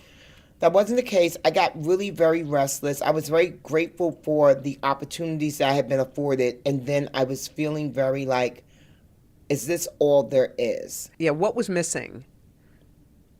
I think the creativity of it all. I think there was a level of creativity that I was seeking. And it's so interesting that, I didn't want to own it. I think that this is what I went through. You talk about imposter syndrome, and I don't think I had that as much. I had the other thing, which is I wanted to be a creative, but because I worked with creatives so much, I had so much respect for them. And so I didn't feel like I could segue into creativity. I felt very strong and solid in my business acumen and strategy and numbers. But the creativity part, to become a writer, to deal in art and all this different kind of stuff, I suppressed that. But I knew there was something inkling, a little thing in me. And that's why I kept trying to edge closer to creativity, but still have it be business. And that brought me to becoming the fashion advertising director at Vibe. And that was a really great crossroads for me. Well, Vibe was incredible. It brought you to Rolling Stone. I mean, now where was the man? That was what you were looking for. What was happening there? So I was engaged 2.5 times. And the last guy that I thought I was going to marry, I was 33 years old. And when that didn't work out, after I had kind of twisted myself and contorted myself, my being, to be with him, I decided to do some real, kind of introspective work on myself. And that's when the seeds of changing my life really got planted. And that's when I realized I was going to have to make myself happy. And that was a devastating thing to learn, because up until then, I was really banking on the guy to come along and make it all happen. Well, it sounded like your imposter syndrome was in the relationships early on. Like you were trying to be someone you weren't. You were trying to be the puzzle piece that fit him as opposed to who you were. And I guess you just couldn't contain that. You tried and tried, but you had to be who you were. I remember telling him, he worked in music. And so he had a sexy career, I had a sexy career. Music and fashion, how great is that? And we would each kind of trade off with the perks of our gigs. It was fabulous. And I remember telling him that when we got married, I didn't want to work. And he was like, well, what are you talking about? I was like, no, we'll get married and I'll have 2 kids, but I can't work. And he was like, well, that's ridiculous. And I was like, no, it's not. I said, I just want to raise, I just want to be in the home. Because I didn't really actually want to raise children. I just didn't want to work. I said, I want to be in the home. And he told me, for the lifestyle that we want, we need 2 incomes. That's not going to work. He was very forthright. Wow. And what'd you say? I was devastated. And then I was like, a man can tell you the truth, but you will hear what you want to hear. So I was like, I'll convince him different, I'll change his mind. And he was and good for him. Yeah. He knew what he wanted. He wanted someone to be a partner. And I was not looking to be a partner. I was looking to be a dependent. Ah, that's it. That's beautifully put. So you did internal work. What was revealed to you as you were doing this? That I was far more strong and savvy and capable than I had ever realized. Because I was doing this career stuff, but without giving it much thought. So I was good at it, but it was very kind of innate for me to be good at that. And so it was just kind of like, yeah, I can do that. Sure. Oh, you want me for that? Okay. I didn't really care. And then when I had to realize that I had to make myself happy, I had to actually apply myself. And when I applied myself, I was like, oh, wow. Look at you. Wow. You've been selling yourself short. Wow. And that means knowing your worth. Did you always get paid what you deserved to get paid? You know, a big part of my job was to negotiate money. So I love to negotiate. I love talking about negotiating money. To this day, I don't like for my agents and managers, because I'm always like, well, did you ask for this? And what about how can we do it this way? Yeah. I like to get in it. Yeah. So a lot of women don't like to negotiate, and it's one of my favorite things to do. Being able to say, this is what I feel like I'm worth, is hard for women. You've negotiated. There are women listening right now who are too scared to go in and ask for a raise because what if they say no? What advice do you have for that? For women, I have to tell you this. It is about knowing your worth. And you have to understand that if you're valued and you're really good at what you do, if they won't give it to you, someone else will. But you have to know that. And you cannot be afraid to leave, and you can't be afraid to say no. You know the way Andy Cohen and I fell in love? How? Because when he was just an executive, before he got to TV, he cast me for the Tim Gunn show. Now, this is like nothing against Andy. And they sent me over a contract, and I read it, and I thought it looked really bad. And then I sent it to my lawyer, and he was like, this is really bad. And they were not willing to negotiate. And my lawyer said to me, well, I mean, I guess, you just have to take it. And I said, well, actually, I don't. Yeah. And we turned it down. I was fresh out of Rolling Stone. So this was my first audition that I had ever gone on for a TV show, and I got it. And then I had to say no. Wow. And I figured in my mind holder, well, obviously if they wanted me, someone else will. Now here's the cautionary tale. What? It took 7 years to get another dang TV show. Okay? But here's the happiest part. What's the lesson? Yeah, what's the lesson there? The lesson is this. So I didn't get the TV show. It took 7 years to get an actual show. But because I didn't get the TV show, I created a business called Dinner with Bevy, which has fueled my life and my relationships with celebrities like you would not believe. But if I had gotten that job, I would have never created Dinner with Bevy, and my trajectory would be totally different.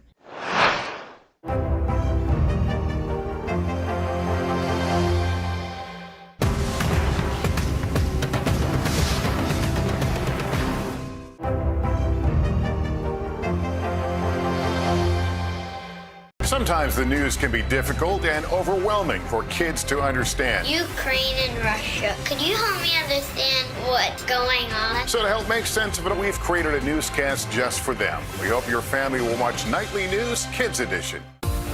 It's a can't miss summer on Today. They are walking strong, elegant, and pretty easy to prepare. How to cut costs on your vacation? Vicky has the answers. Every single thing you need for the best summer yet. Only on Today. To cover the news, you have to be in it. These are families trying to board those trains to Poland. I also want to get home. You'll get home. Every night, it's your news playlist. Top Story with Tom Llamas, weeknights at 7 on NBC News Now. For breaking news in our changing world, download the NBC News app. Today is now a podcast, available every morning. Listen wherever you get your podcasts. To cover the news, you have to be in it. This is how so many towns and cities are protecting themselves. They're pushing the gates open. Was there a school officer on campus? That's what we've been told. No. Top Story with Tom Yamas. Weeknights at 7 on NBC News Now. We'll meet Ukrainians who are defending their country one block at a time. When you were still in Kiev, could you hear the bombing? My name is Lester. Who's this?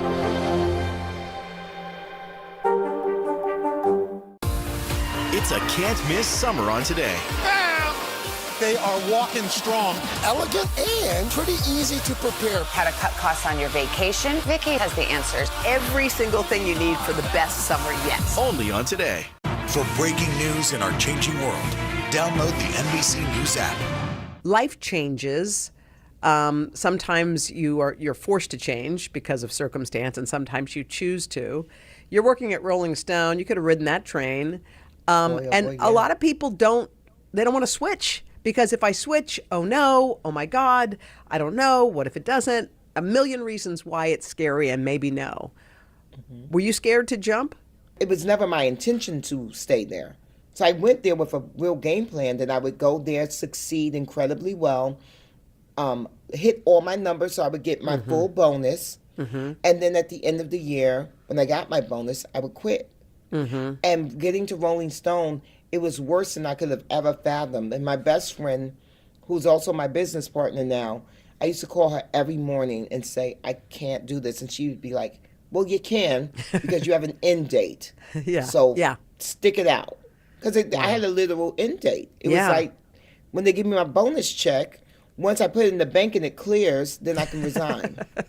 So there it was. It was time to jump. Did you leave because there was another opportunity, or did you just not have anything and you just were hoping? Well, I wasn't hoping, though, Holda. I just knew.